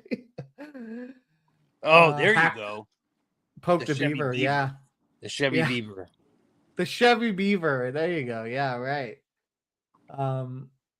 Hackstra, yeah, that's a good name for him. Double M's. So yeah, the 51st state, a great discussion for Trump and Carney, says Hoekstra, as the president trolls ahead of trade talks. So I think it was last week, Trump brought it up again, the 51st state thing. And the ambassadors out there saying, oh, it'd be a great discussion for the prime minister and Trump. And it's not. It's not a great discussion. It pisses Canadians off big time. Carney has already said what he thinks about all of it, that Canada's not for sale, and he's not going to play this game with Trump. But Trump, he's got to poke the beaver, and that's what he's doing. So it just riles up the story and the whole thing. 51st. Here's Hoekstra talking about it. States not coming back. The president may bring it up every once in a while, but he recognizes it's not going to happen. Does the president and his administration understand the effect his comments are having on the relationship with Canada and how Canadians feel when they hear him make that comment? I'm sure he did. The president's a smart guy. Okay. But from my perspective, I think the president. He's a smart guy, dickbag. He's a smart guy. Genius. He knows the effect it's having. Of course. Absolutely. I mean, I believe him. He does know what the effect is happening. He's trying to fucking rile up fucking sentiments and shit like that. And it works. But I don't know if it's going to work in his favor. That's behind us. State. So it's like, well, here he's giving more excuses about it. Is Canada the 51st state of... I've said that ever since I've been here. 51st states not coming back. That's a great discussion for the president and the prime minister to have. That's behind us, okay? They will set that policy. I have no instructions on the 51st state. If the president and the prime minister want to have that discussion, they can have that discussion, not me. Why did you repost this tweet when you are here in Quebec? Because if actually you had a media that did its job, you would find out that as the president's representative to Canada, I present the president's views, the United States views to Canada. I don't do all the reposting and retweeting myself. My understanding is we repost 100% of the president's tweets that deal with Canada. I represent the President of the United States of America. My job is to promote America's views and the views of the President of the United States and not my personal views. Okay? Great. Thank you. Okay. Yeah. Thank you. Well, if that's what you think your job is as a diplomat and an ambassador, I mean, you should probably look at your predecessors and see how they did their jobs. And usually, as an ambassador, you're not meant to go to another country and try and rile up the populace and, say things that paint your country as negative because that's what you're doing. Every time you bring up this 51st state shit, it pisses us off. And some people might say, oh, get over it. It's just Trump and stuff. But it's like, it's just Trump and stuff. What you're doing is you're basically saying that our sovereignty is bullshit, that if you wanted, you could just come take what you want from this country. And you can go fuck yourself, basically. It's not the way it's going to play out. And, can you expect any country to stand up for their sovereignty? Or be surprised if they stand up for that type of thing, even if it's like rhetoric, just words or whatever. It's still, it has meaning. And the president knows what he's doing, So, Yeah. I don't know. Unfortunately, the only thing he knows how to do is negative shit, really. Yeah, pretty much. So we have this petition here through the government of Canada. It's called E77124, and it's a petition to essentially, I think it says here in the next thing, a petition to giant government. roll of tape for Trump's mouth. Yeah, that'd be nice. A petition to the government of Canada, whereas the ambassador accredited to Canada are expected to conduct themselves in a manner that respects Canadian sovereignty, values, and the principle of diplomacy. Foreign envoys must maintain decorum, impartiality, and respect towards the government and the people of Canada. There are concerns that certain actions and statements by the U.S. Ambassador Pete Hoekstra have been inconsistent with the standards of conduct expected of a diplomatic representative of Canada. We, the undersigned residents of Canada, call upon the House of Commons to formally review the conduct of the U.S. Ambassador. Should the review find that the ambassador's actions are inconsistent with diplomatic protocol or detrimental to Canada's interests, the government of Canada should take the appropriate diplomatic measures, including the possible request for his recall. And you can sign the petition, and Canadians are. And let's just jump to the reality of it. There's no illusions that Carney is actually going to ask for the recall of Hoekstra right now. Hoekstra, whatever the fuck his name is. Because, going into negotiations that are coming up and the whole thing, I'm pretty sure Carney isn't going to be looking to start some, extra drama on top of the bullshit that's already happening. But I do believe that this is a good thing for Canadians to sign, and that Parliament should do a review of this just to put it on the record. Right, just registering their, exactly.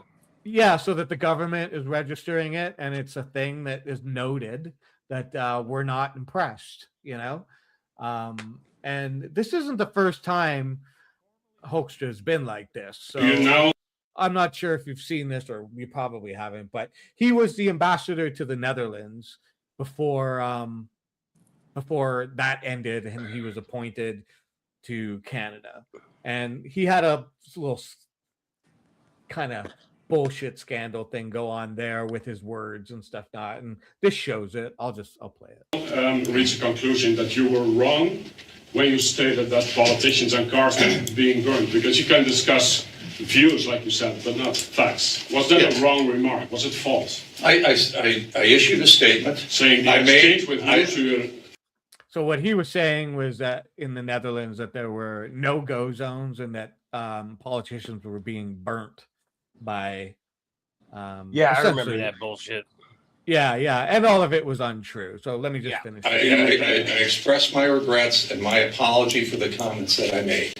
And I'm not revisiting the issue. Yeah, but for what remarks exactly? No, seriously, please. This is important. For the original remarks, are politicians being burned in the Netherlands in the past? Is that something you believe? Yes or no? I'm not revisiting the issue. Yeah. I've expressed my regrets and I've expressed an apology. So you're still sticking to that original remark. Speaking of threat, at one point you mentioned in a debate that there are no-go zones in the Netherlands and that cars and politicians are being set on fire in the Netherlands. I didn't say that. That is actually an incorrect statement. Yeah, we would call it fake news. Is that I fake never news? said that. Because it's what you But I literally said. No, it's not what I said. The Islamic movement has now gotten to a point where they have put Europe into chaos. Chaos in the Netherlands. There are cars being burned. There are politicians that are being burned. And yes, there are no-go zones in the Netherlands. You call it... So basically, when this guy was standing here interviewing him, he ended up showing him that clip as right after he said, I never said that. He shows him the clip. And so this is what happens after that. Fake news, obviously. I didn't call that fake news. I didn't use the word this today. No? No.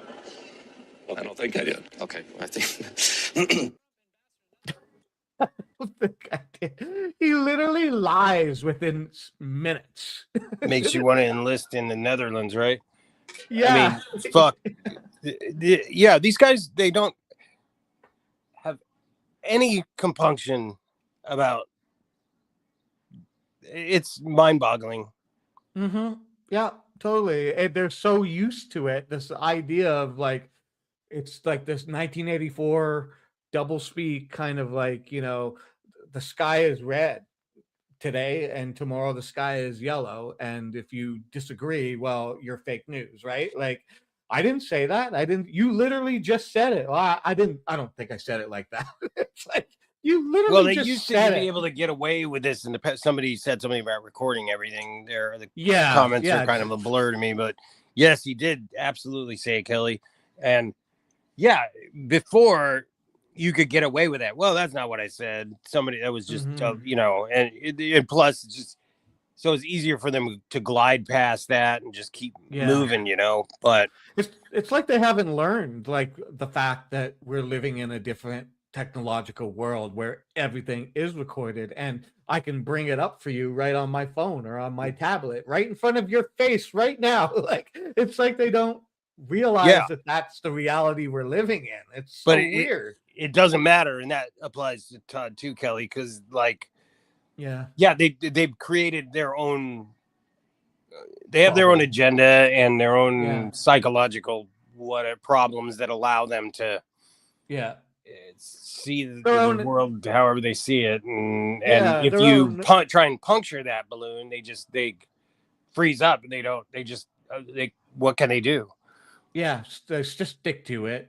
Todd will call you a fag. This guy just will say that's not true, and then whatever. I mean, what are you gonna do about it anyway? You just caught him lying. Nobody's gonna do anything about it. No, or did they get rid of him on account of that, or did he ended up his tenure as ambassador was just about up there, so they let it just roll out, and then I think they said we don't want him back, kind of thing, and they didn't. He was reappointed to Canada, basically. Right. Great, just pawned up. Yeah, see, nothing happens. They just get shifted, or like you could be a billionaire executive and fuck a company up 6 ways to Sunday. It doesn't matter. You get ejected with your golden parachute, and then you'll just go somewhere else.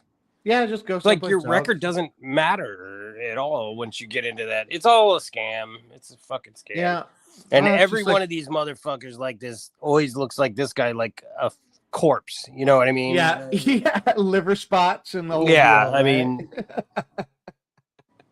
Yeah, we need to stop with these old guys at this point. I mean, come on, everybody. Let's nothing against old people, but old politicians, like these old guys and shit. Yeah, it's like we need to get rid of the old boys club for sure.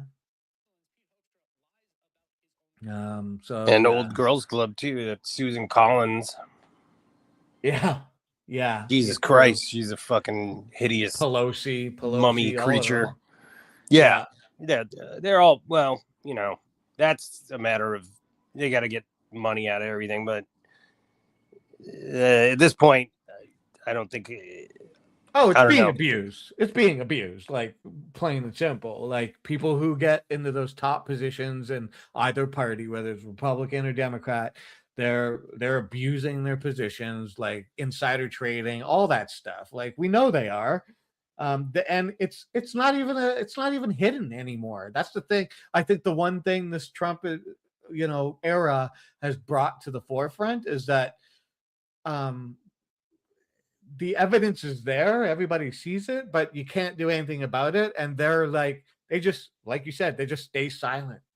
Well, that's They just part of don't- the part of Trump's playbook is he knows they're all of them are corrupted anyway, so Mhm. he knows that they're going to go along with what he says, or he'll fucking rattle the skeletons in their closets too. You know what I Yeah. mean? So that's Yeah. definitely part of the fear of them. For sure. They all have something on each other, and it's like you get up there, and it's like once you're let into the club, you learn the rules. Like the rules are, keep your mouth shut about me, I keep my mouth shut about you, and we all get rich. Like, but if you open your mouth, we're all gonna take you down. Yeah, you remember And that Heidi Fleiss shit from yeah, way back when? Yeah, man, Totally. that right there, I mean, it pales in comparison to the Epstein shit, I'm sure, but Yeah, for sure it does. Still, they quieted her up, and that went away. And Clarence Thomas, that guy, Yeah. was in Anita Hill, and should have listened to her. And by the way, Biden was one of the ones haranguing Anita Hill back then. Oh, really? Yeah, he was one of the ones trying to make her seem like it was her fault somehow, and like, yeah. I mean, they're all pieces of shit. It's just different grades, and Trump is the tippy top of shit mountain. I mean, he's got no scruples, no nothing. And he's his biographer, the main guy I listen to for Trump related information, because he's written numerous books about him. Yeah. He's also a conservative, mind you, actual journalist, a law professor, Pulitzer Prize winner. He's personally known Trump for like 40 years. He's been reporting on all sorts of aspects of him, from his involvement with the Russians. Like he's definitely, it's not far-fetched. I mean, they have business interests with Russia. They used to rent Trump properties to the Russian mobsters and they love him for that, because they couldn't get into the Utsi New York buildings because they have so many. They like, it's like trying to get a military clearance. You know what I mean? Right. But Trump, you just give Trump a sack of fucking cash, and he's like, whatever. So whatever. Stroke him and give him money, and it's good to go. Yeah. Yeah, I mean, that guy. If you listen to him for any length of time, he has two phrases that he uses quite often, which is, one is, Donald doesn't know anything, and his description of him is appallingly ignorant. Yeah, he's not wrong. I mean, everybody knew this. I mean, and he's not. He's a very eminently reasonable. He looks like Santa Claus. He's like old school reporter. You used to work for the Sacramento Bee. And he started when he was like a teenager. You know what I mean? Like he was the old, and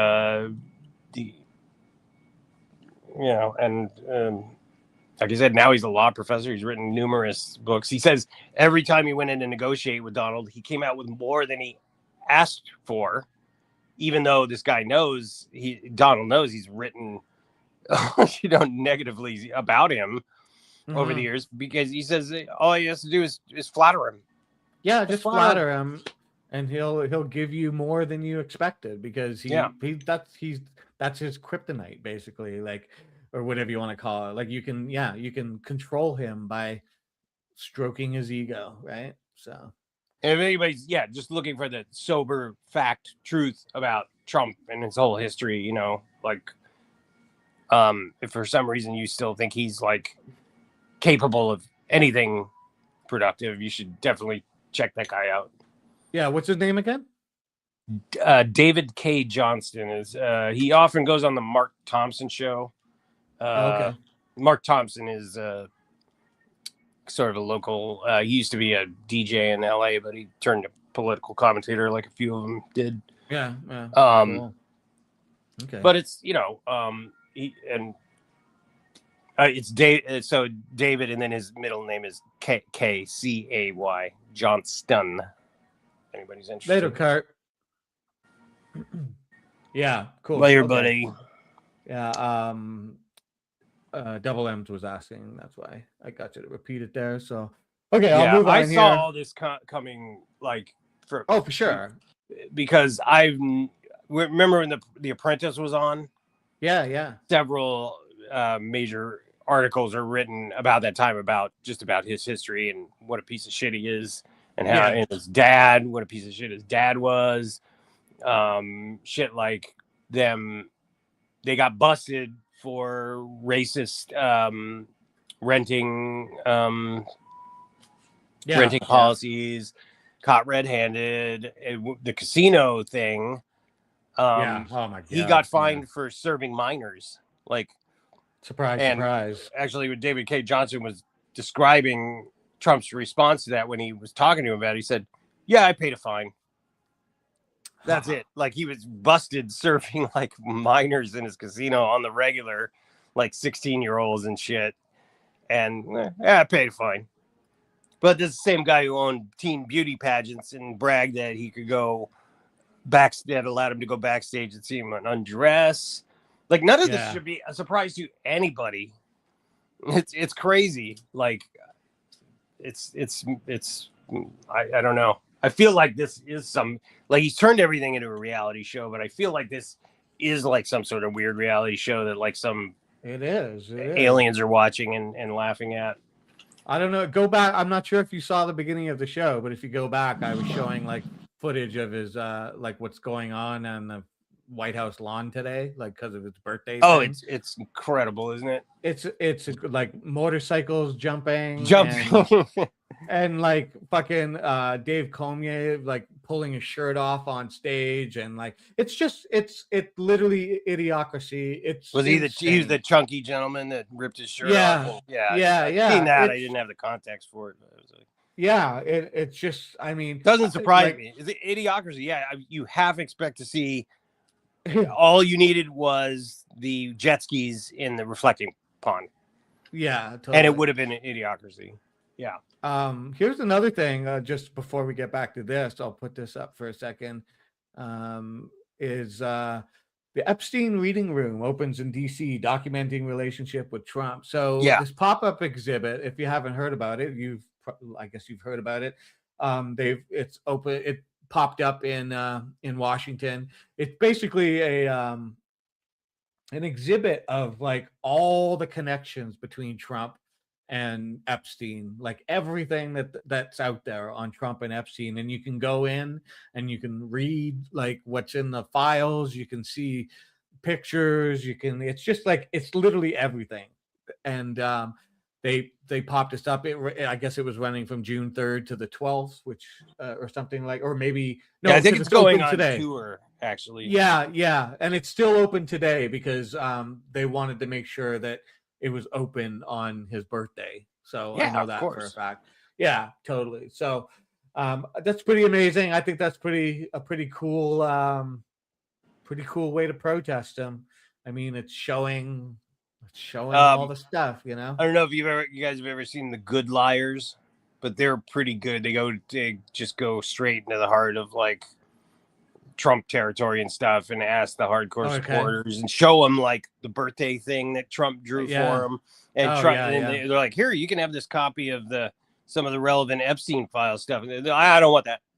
I don't believe it. It's they'll either say it's fake or the cognitive dissonance is. I mean, if there were a cognitive dissonance meter, it would have exploded about a year ago. Oh, totally. Cap just said we just got to 100 subs. So awesome. Way to go, All right. Double M's. Way to go, me, I guess. I don't know. That's cool. We got to 100 subs. Woo woo. I'm gonna take credit for that. Yeah. Right.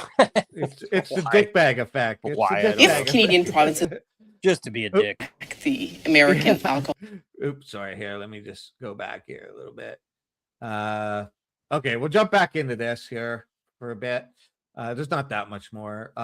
It says Trump's man in Ottawa doesn't understand why Canadians are so frustrated right now. Okay, right. Yeah. You're the ambassador to the country, but you don't understand things that are upsetting Canadians. That's like really good ambassador material right there. So here he is in another like little interview saying some dumb shit.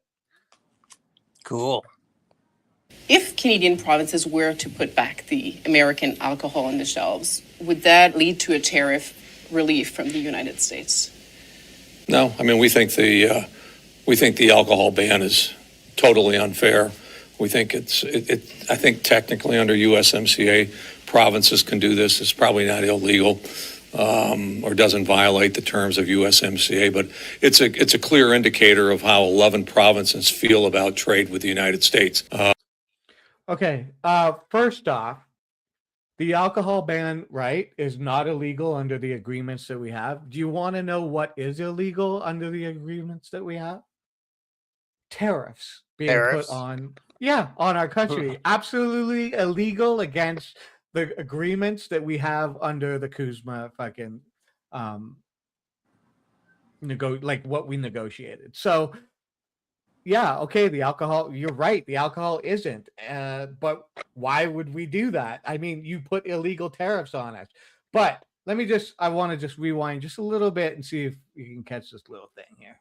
Clear indicator of how 11 provinces feel about trade with the. Okay, this is the ambassador to the United States who just said it's a clear indicator of how 11 provinces feel about trade with the United States. Now, I'm not going to expect everybody or anybody here to really catch that, but there is only 10 provinces in Canada. There are 3 territories and 10 provinces, and the ambassador to the United States just said there were 11. Listen, he's a busy man, right? He doesn't. He's a busy man, indeed. 11 provinces from the ambassador to Canada. Okay, 11. buddy. It's close enough. Close enough for horseshoes and hand grenades, right? Like, okay, buddy. Thanks. You're paying attention, dude. You're paying attention. United States. They're sending a very, very clear message about how doing business with the United States doesn't appeal to them. The Prime Minister has reinforced that message. That's not at all what has been reinforced. The Prime Minister has never said that we don't care about trade with the United States and whatnot. You put illegal tariffs on the country and put us in a position of economic strife where we have and then to started talking a decisions. bunch of smack that we're going to come in and march in and Take make it. you all wear MAGA hats. Yeah. So what do you fucking expect us to do? Like, it's unbelievable. This is that doublespeak, that rewriting reality kind of. It's like there's history revisionism, and then there's like trying to rewrite reality as it's happening. Well, politicians have always done that, but Trump, he takes it to the nth degree. It's just Too far. I mean, it's all too far, really. Like, Yeah. I can't believe we put up with bullshit from these fucking people. Mm-hmm. One thing I noticed, and I think I told you about this before, when I was telling you that Rodney Dangerfield story, like, he just assumed I worked at the club because I was in a suit and tie and shit. Like, yeah. Everybody just assumes that's why they all wear the suit and tie, right? Like, for sure. It's just, some reason it gives some people some sort of like innate. They have some sort of innate trust of it. Yep. when the exact opposite should be Yeah, the case. totally. Despite the fact that white guys in suits have been the cause of so much fucking, Right. it's crazy. Yeah, and I've noticed it myself, just in my own life. Like when I've put on a suit and I go out, and the way I'm treated differently, just like going into a gas station, like, or going into wherever, like just any location, type thing. Like people will automatically treat you differently because they're, oh, he's in a suit. They Suddenly really I'm roll out the yeah, car before you at the Waffle House too. By the well, way, for sure. sir, Well, yeah, would you then like it's a seat by the window, sir? yeah, well, that's the thing. Suddenly I become a sir, It's Right? like Yeah. you put on a suit, you're a sir, and it's okay, sure. And I mean, I don't really like that shit. Usually it's because I'm going to some function or something like that. That's why I put on the suit, but I don't, wear a suit just for shits and giggles. So Yeah, because I want that type of acknowledgement. But some people do. But you're totally right. You put these monkeys in a suit, and suddenly we're supposed to think whatever they say is worth something. I right? think they never should have got rid of like the white leggings and the powdered wigs and the Yeah. frilly frocks and the tails and shit. Yeah, totally. That would be good. How did Okay. anybody take that fucking shit seriously, even in the fucking 1700s, man? Like, what the fuck?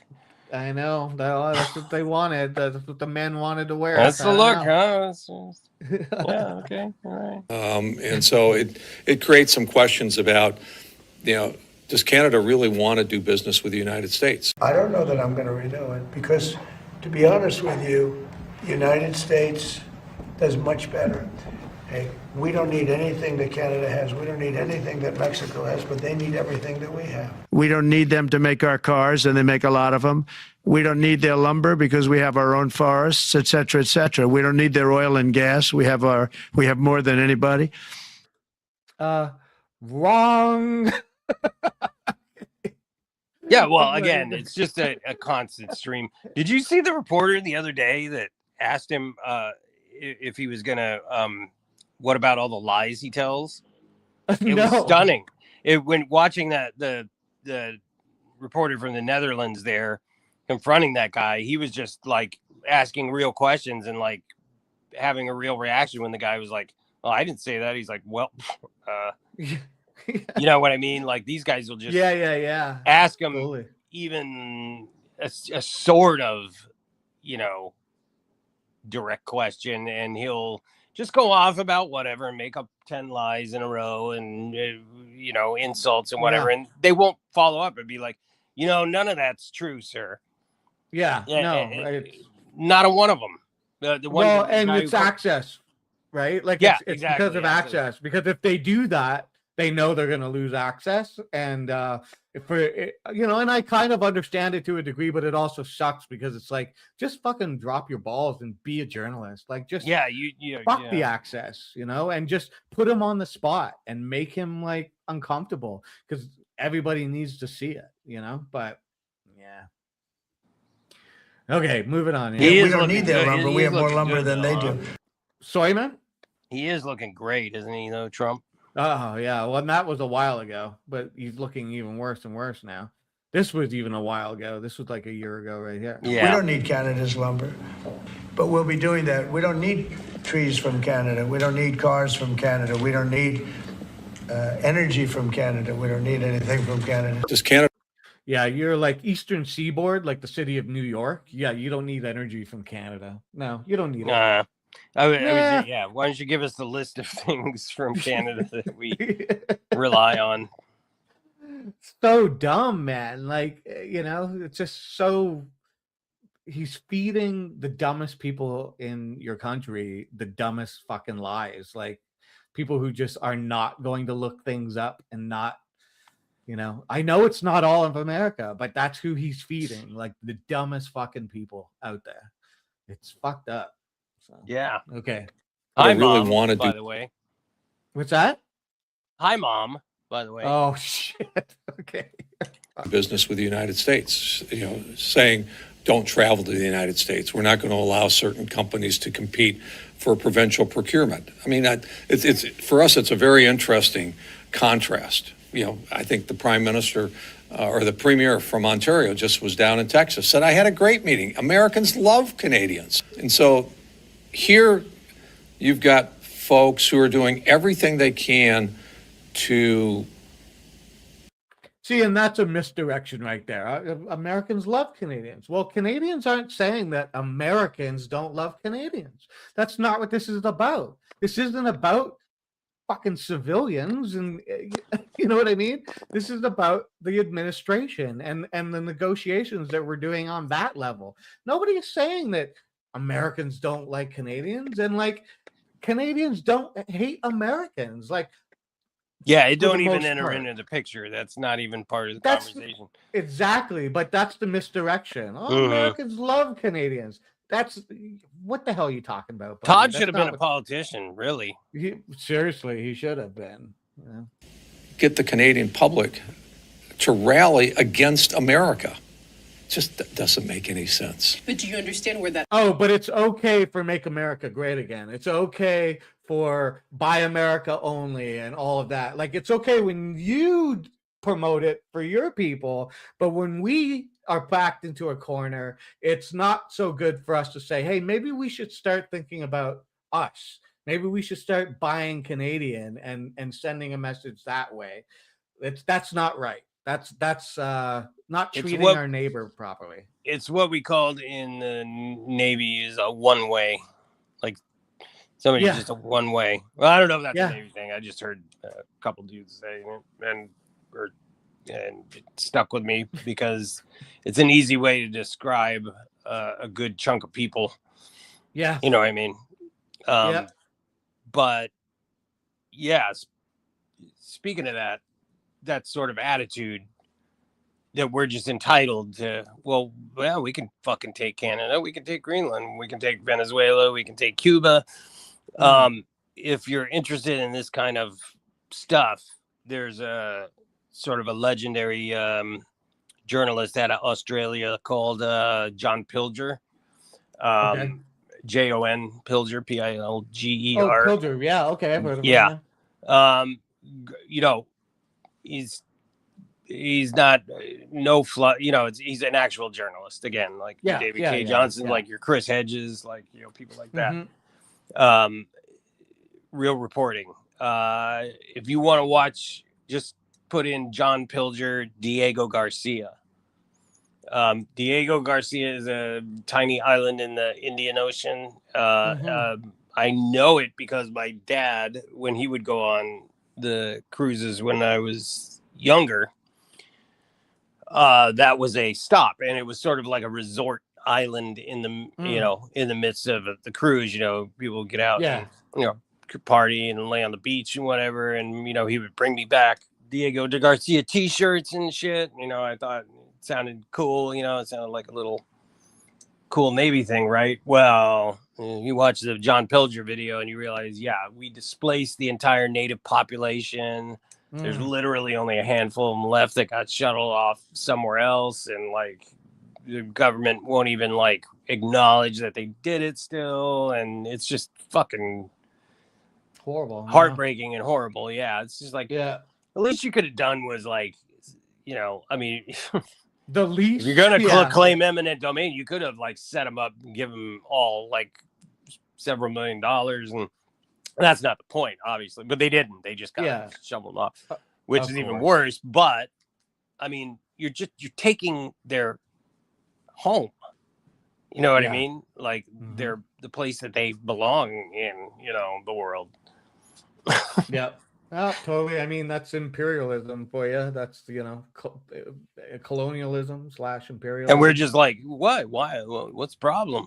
What's the problem here? It's just like, I mean, look at, and now it's like billionaires doing it, like Ivanka and Kushner going like, we want this island in Albania that belongs to the people of Albania, but your corrupt prime minister or president, whatever they got there, has made a deal with us that we can buy it from you and stuff. And the Albanians are like, what the fuck are you talking about? This is like, this isn't for sale. Like, but now it's like billionaire imperialism or colonialism. It's like, I what take the back fuck every is- bad thing I've said about the Albanians over the years. Yeah. They got some balls. I'm just kidding. I've never said anything bad. No, I know. There's actually a story out today that there's a resort that Jared Kushner is adjacent to in Albania that's like being planned to be built. Not the island thing, but an actual resort on the mainland. And the people went there to protest, and they tore down the fences, and they're like, yeah, they're not having this shit. They want them out. Man. Good. That's the way everybody should react to shit. People trying to take their shit from them. Yeah. You know, the Indians fought as best they could, right? They tried, but yeah. You just, but we're just so doped up on entertainment and shiny and everything else. We just become basically passive lumps, so, and yeah, pretty much. Propaganda soaked fucking meat puppets. Yep. Okay, we'll move on here. Just get this out of the way. Yeah, I'm Frustration sorry, is man. coming Absolutely from no. No, don't worry in about it. Canada because No. a lot of Canadians are saying, well, we didn't do anything wrong, and suddenly Donald Trump put tariffs on us. We put tariffs on everybody in the world. It's our policy. So why Oh, so you put tariffs on everybody. So you shouldn't feel so bad, Canada, because we did it to everybody. Look, we're just dicks, all right? Yeah, like you just, it wasn't about you. It's we did it to everybody. Come on, just accept it. Okay, buddy. should Canadian provinces put back the alcohol on the shelves if there are no guarantees? What's in it for them to put back the alcohol on the shelves? That's for them to, we're not negotiating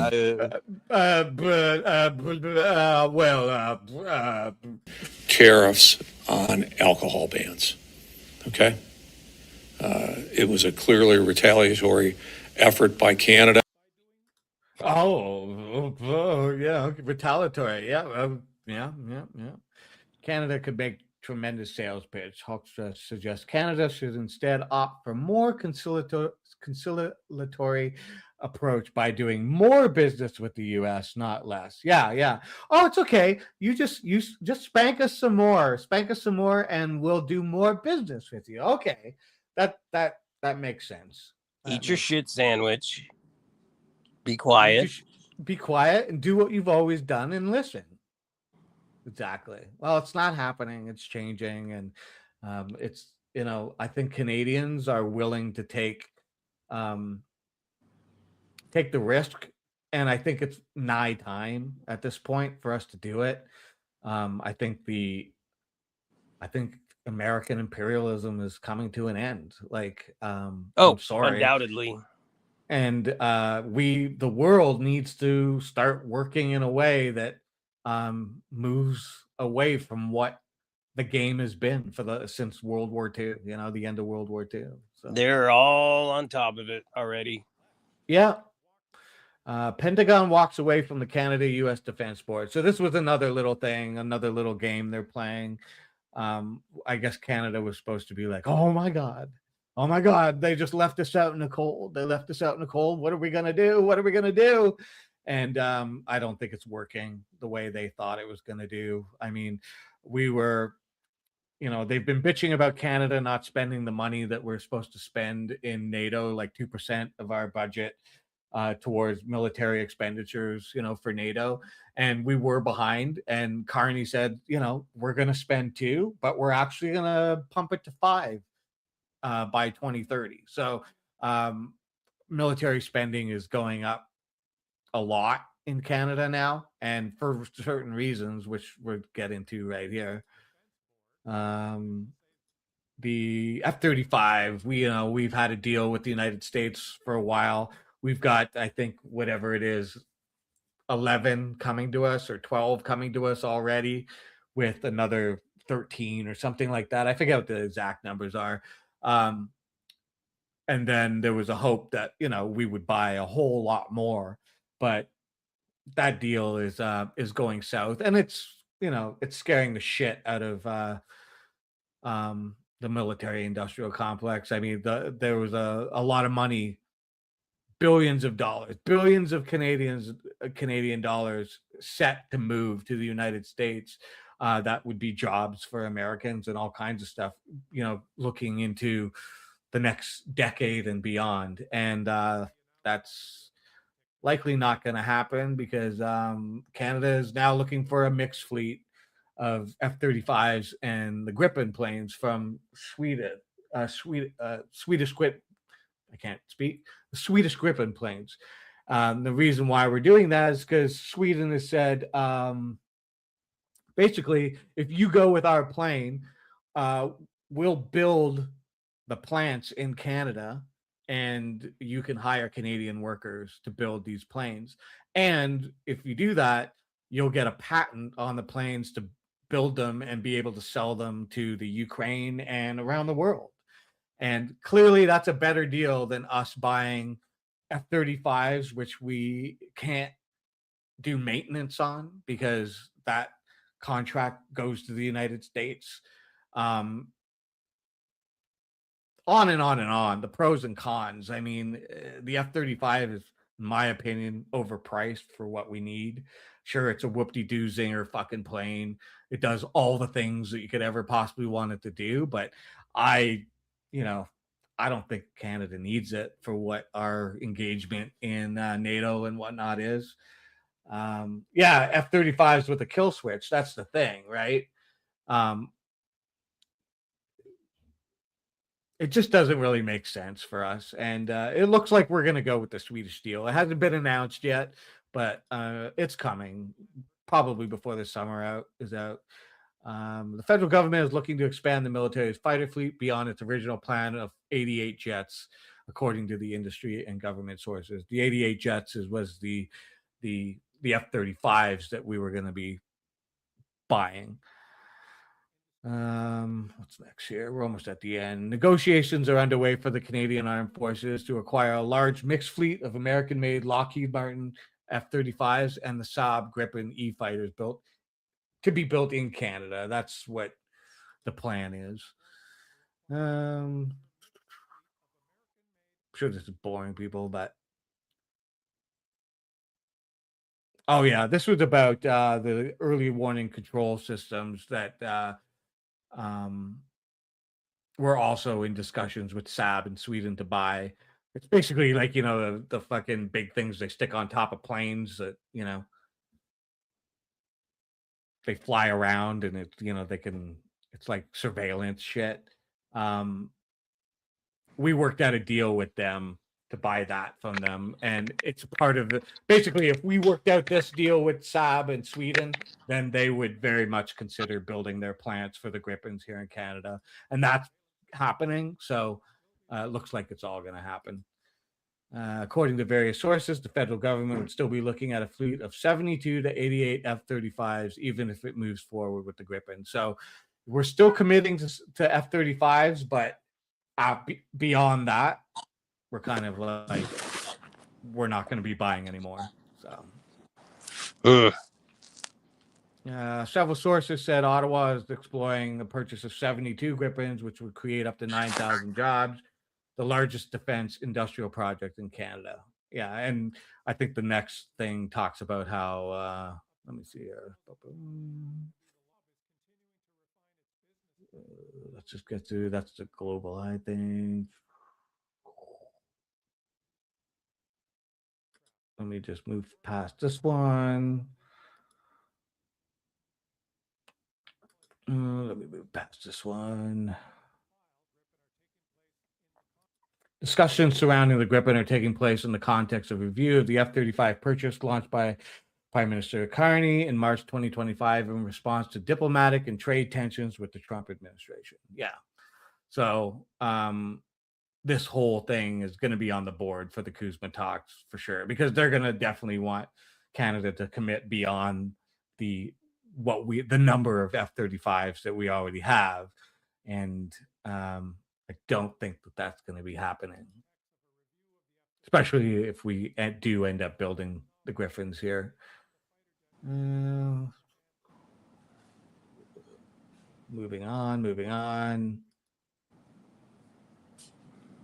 Yeah, the CEO of CARP is extremely excited. It's happening. That's the point that I'm getting to. Like, even though it hasn't been fully announced, that's the CEO or whatever. We're definitely going to be building them here, and it's good for Canada. It's good for our aerospace industry. It's something that the American aerospace industry does not like, because it's they never like when anybody else gets into the game, right? Yeah. So the world's changing. That's the point. I don't need to read all these. One of the big factors, though, is selling these planes to the Ukraine against Russia, and that's another aspect that Trump doesn't like, because obviously, Russia, Trump. Lovely. Yep. And I think Well, that's I pretty feel much good it. about, I mean, the good news is Elon, is a trillionaire now. I mean, thank God. I was worried about him for a while, but yeah. On that note, I want to play that thing you sent me. yeah, that was pretty good. It's pretty good, totally. Let me just pull that guy has a good channel of stuff like that. Basically, he the conceit is he's a reporter and he does his little introduction and then supposedly throwing it to the other reporter, in the studio or whatever. And then he goes off on a rant off camera, and then and he comes back. But I'm sure you would have figured that out. But I'm just saying, all of his content sort of follows this pattern, and they're very good. You'll see. Yeah, it's pretty good. Double M's will like this for sure. There you go, I'll play it. As Elon Musk becomes the world's first trillionaire, here's Steve to crunch some numbers. The world's first trillionaire. I suppose that's just inflation, isn't it, really? What is a trillion? Is it like, it's like 10,000 billions? It's 1,000 billions. Is that all? And that's in dollars. A million millions. That's what a billion is. 1 million times $1 million. Now, that does sound ridiculous. I think Musk made at least $250 billion on Friday, or 250,000 million. It does sound better when you do it like that, doesn't it? 250,000 million. It's not a bad day at the office. That's quite a good line, that. I looked it up, right? It's enough money to completely eradicate extreme poverty worldwide for a year. But if he gave away $250,000 million today, he'd still be as rich as he was on Friday morning. And I know you don't become a trillionaire by giving your money away, but, I mean, to imagine having billions and billions of pounds and waking up every single morning and not thinking, right, how can I help? How could you not look at your bank balance and think, I'm going to try and save the world today? I'm going to buy a couple of really nice houses and a Lamborghini and a pointless yacht, and then I'm going to try and cure cancer and save the lesser spotted leopard from extinction while I'm at it. How could you not do that? Not, how can I make more money? Not, how can I change the system in my favor?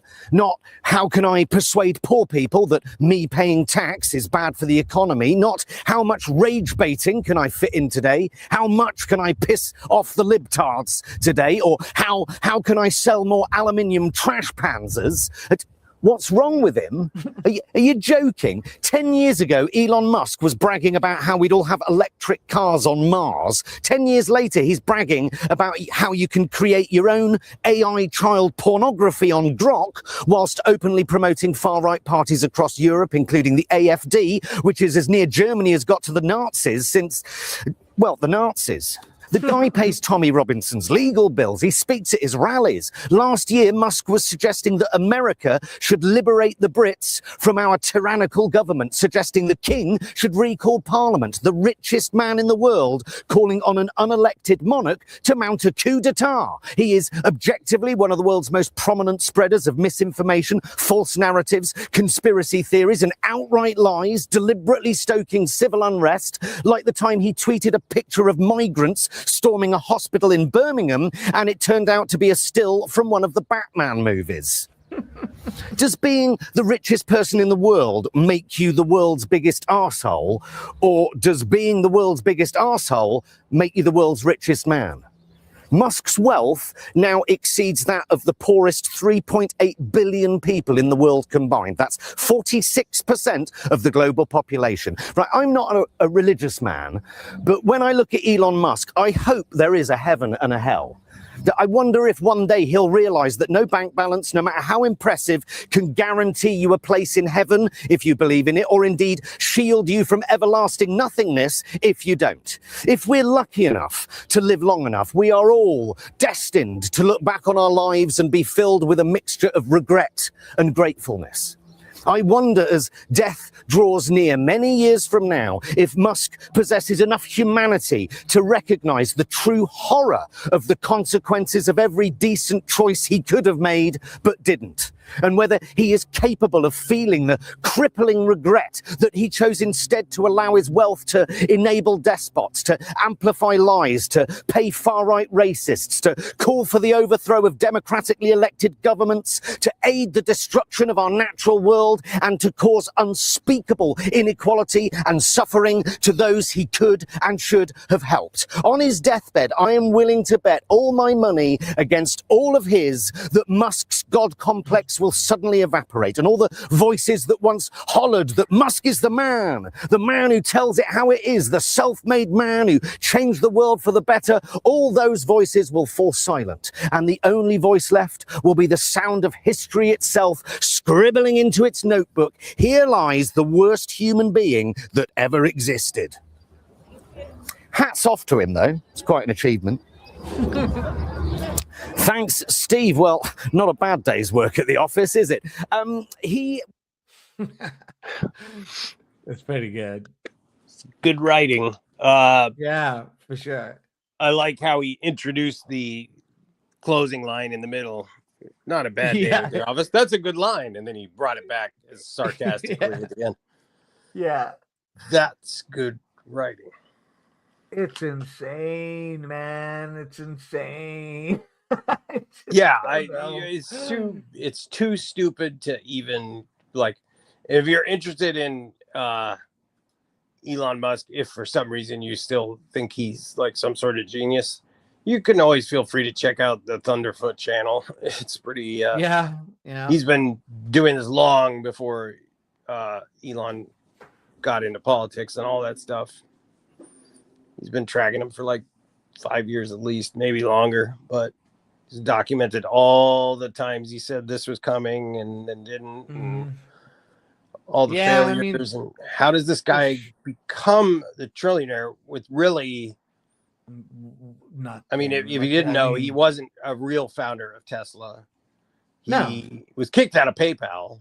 Nobody likes him, not even his brother. They couldn't even work together. He's got deep issues. Oh yeah, I mean, it's and then to be the wealthiest human that ever lived, like, and nobody wants to say the emperor has no clothing, like, right? To Trump, to Elon, to whoever. Like, I mean, who's in control of anything right now? Like, because a trillionaire, like, the amount, let's just say you're a billionaire, you make $1 billion. Just the moment you become a billionaire, you should have to ask yourself, how many lives have I destroyed to become a billionaire? Because there is no way you have not destroyed lives, human lives, to become a billionaire. There's no way. There's rare cases of them where they're truly philanthropic. And there was one guy, I can't remember, but he made a shit ton of money and he spent the rest of his life like fucking just giving it away to this, that, and the other, trying to help people. I still think, though, like, to amass that money, people have to somewhere lose.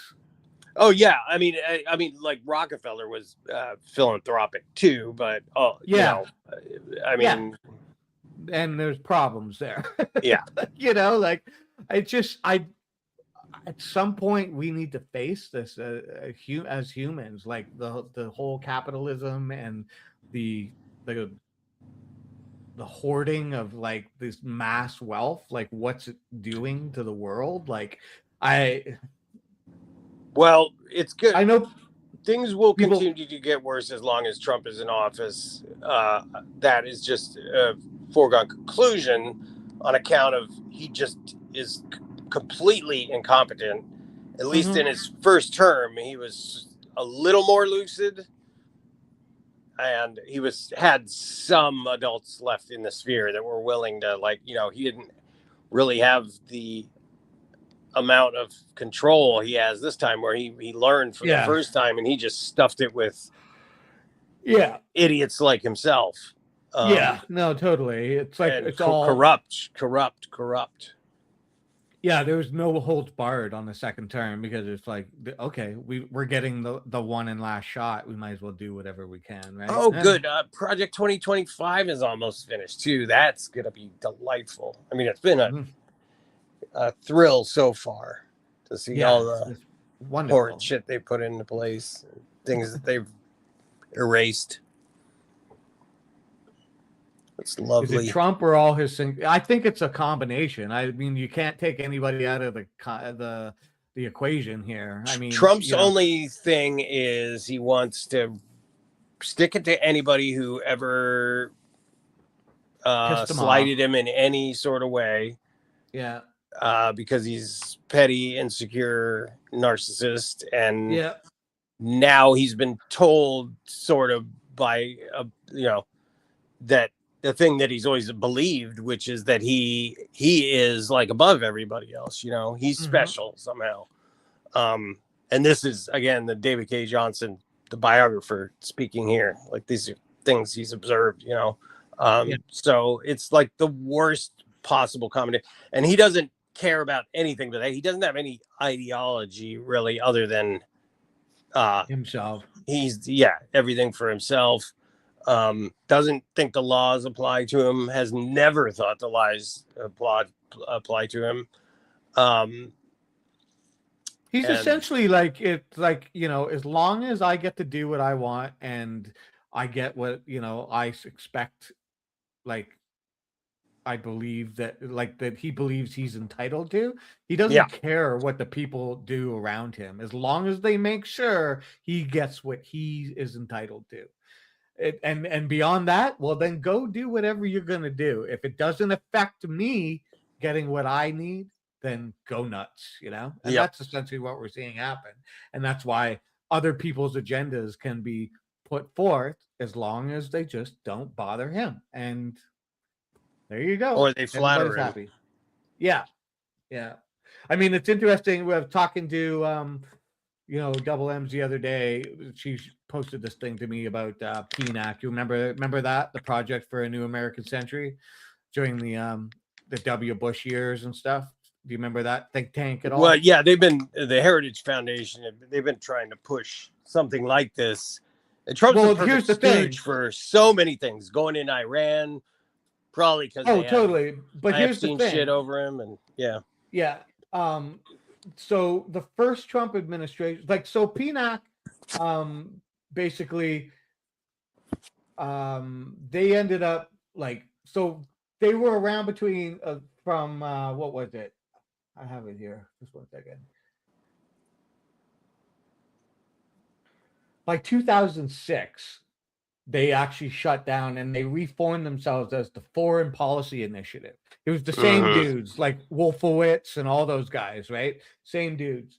And then what was it? By 2027, the Foreign Policy Initiative shut itself down, because they realized that giving themselves a name and doing this all under this sort of think tank thing didn't work, and sort of keeping them secret. You know what I mean? Like, people were able to figure out who was a part of what and whatnot. And what they did is they all these dudes branched out into corporations and other sort of minor things. They're all doing the same thing, but just not under a one umbrella type thing.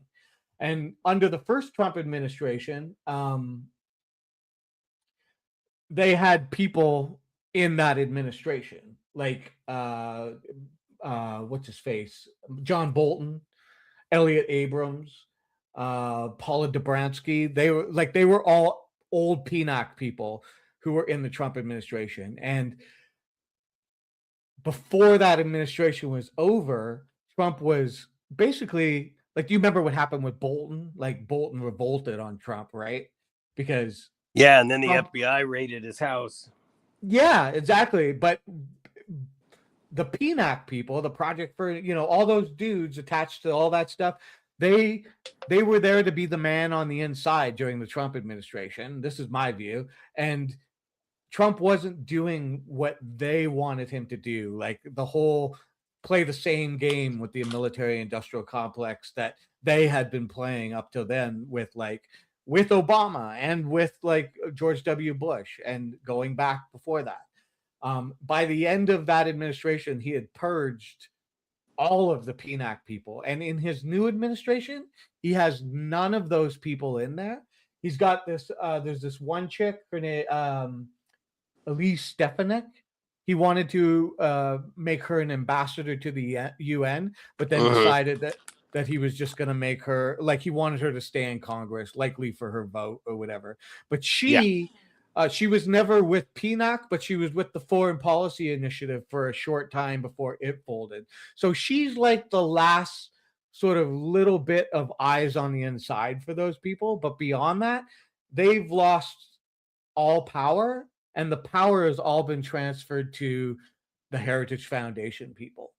And in a weird way, even though, like, that's fucking terrifying, because the PNAC people were terrifying, but they were all about the military industrial complex and wars and stuff like that.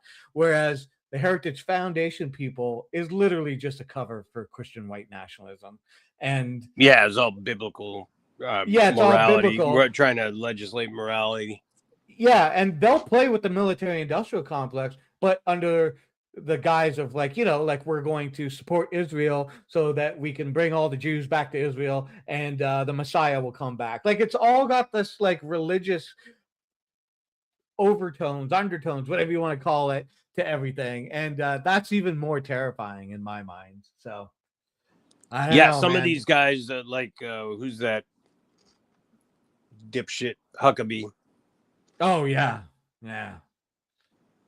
They really are. They really think this is totally. end times. The billionaires know it's end times as far as societal collapse. Yeah, but and you got these other momos over here thinking that Jesus is going to come back and sweep them all up. Mm-hmm. Good luck, motherfucker. Yeah, good luck indeed. We'll see how that plays out. But yeah, it's weird times, man. It's definitely weird times. We're at like 2:37 here, so I think. Oh, you ready to bail? Yeah, I think so. I think that's pretty good for. Do we have an audience? I'm sorry. Yeah, we have 4 people watching. Whatever. Good. Yeah, totally. I'm here for whatever. I just, it's a good time on Sundays to bitch about things and bring up whatever. It'll be different every week, and if people want to watch and participate, they can. And if they got other things to do, they can go do their other things. And we'll still be here doing this stuff. And you're welcome to come back anytime you want. And Double M says, it looks like I might have some time on my hands. Yeah, true. Well, if there's anything you want to bring it up, and we'll bitch about it. Double M says, Indians know the Creator is going to keep us going after the world is scorched. Well, I've always said that human beings can be gone and this planet is going to remain. It's going to do its thing. However it is, it's going to do its thing long after we're here. And, that's the way it goes. So everything lasts forever. Yeah. Well, I hope you have a good night, dude. I hope you, you're not in too much pain and you fucking kind of settle in, do your thing. Floating all right now with the a half a Percocet. Yeah. I took the immobilizer off and I unwrapped the tight ass ace bandage that's been on there. Yeah. Just to give me some breathing room. Yeah. Just let it breathe. Showering is going to be interesting. Yeah. But I feel like I'm due for one right about now. But I don't know how I'm going to achieve that. Well, start with a sponge bath, cloth bath. Are you offering? Yeah. If I was in the area.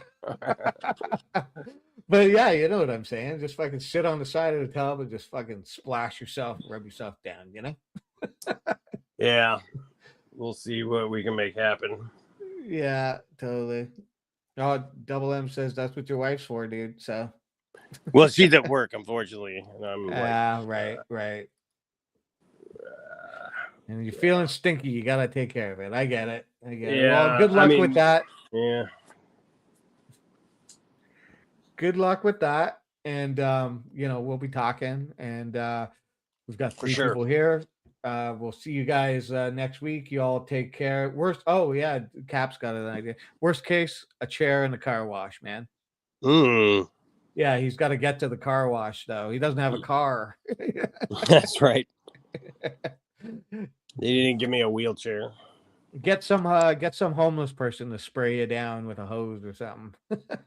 Good. Yep. Pulp Fiction style. Yeah, exactly. Okay, everybody.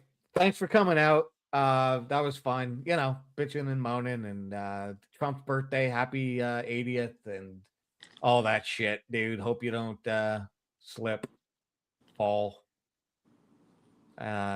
choke on a pretzel. I don't know. Whatever else that could possibly not happen. I hope you don't do that. Eaten by a screwworm. Yeah, totally. Get a maybe they'll storm the White House. The UFC people will crowd will storm the White House or something like that. Okay, everybody. I'm gonna kill it here. Have a good one. We'll see you later. Thanks for coming out. Bye-bye.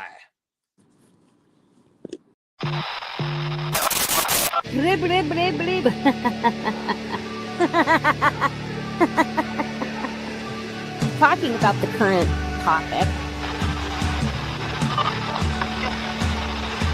As you can tell by this show, I'm not good at it.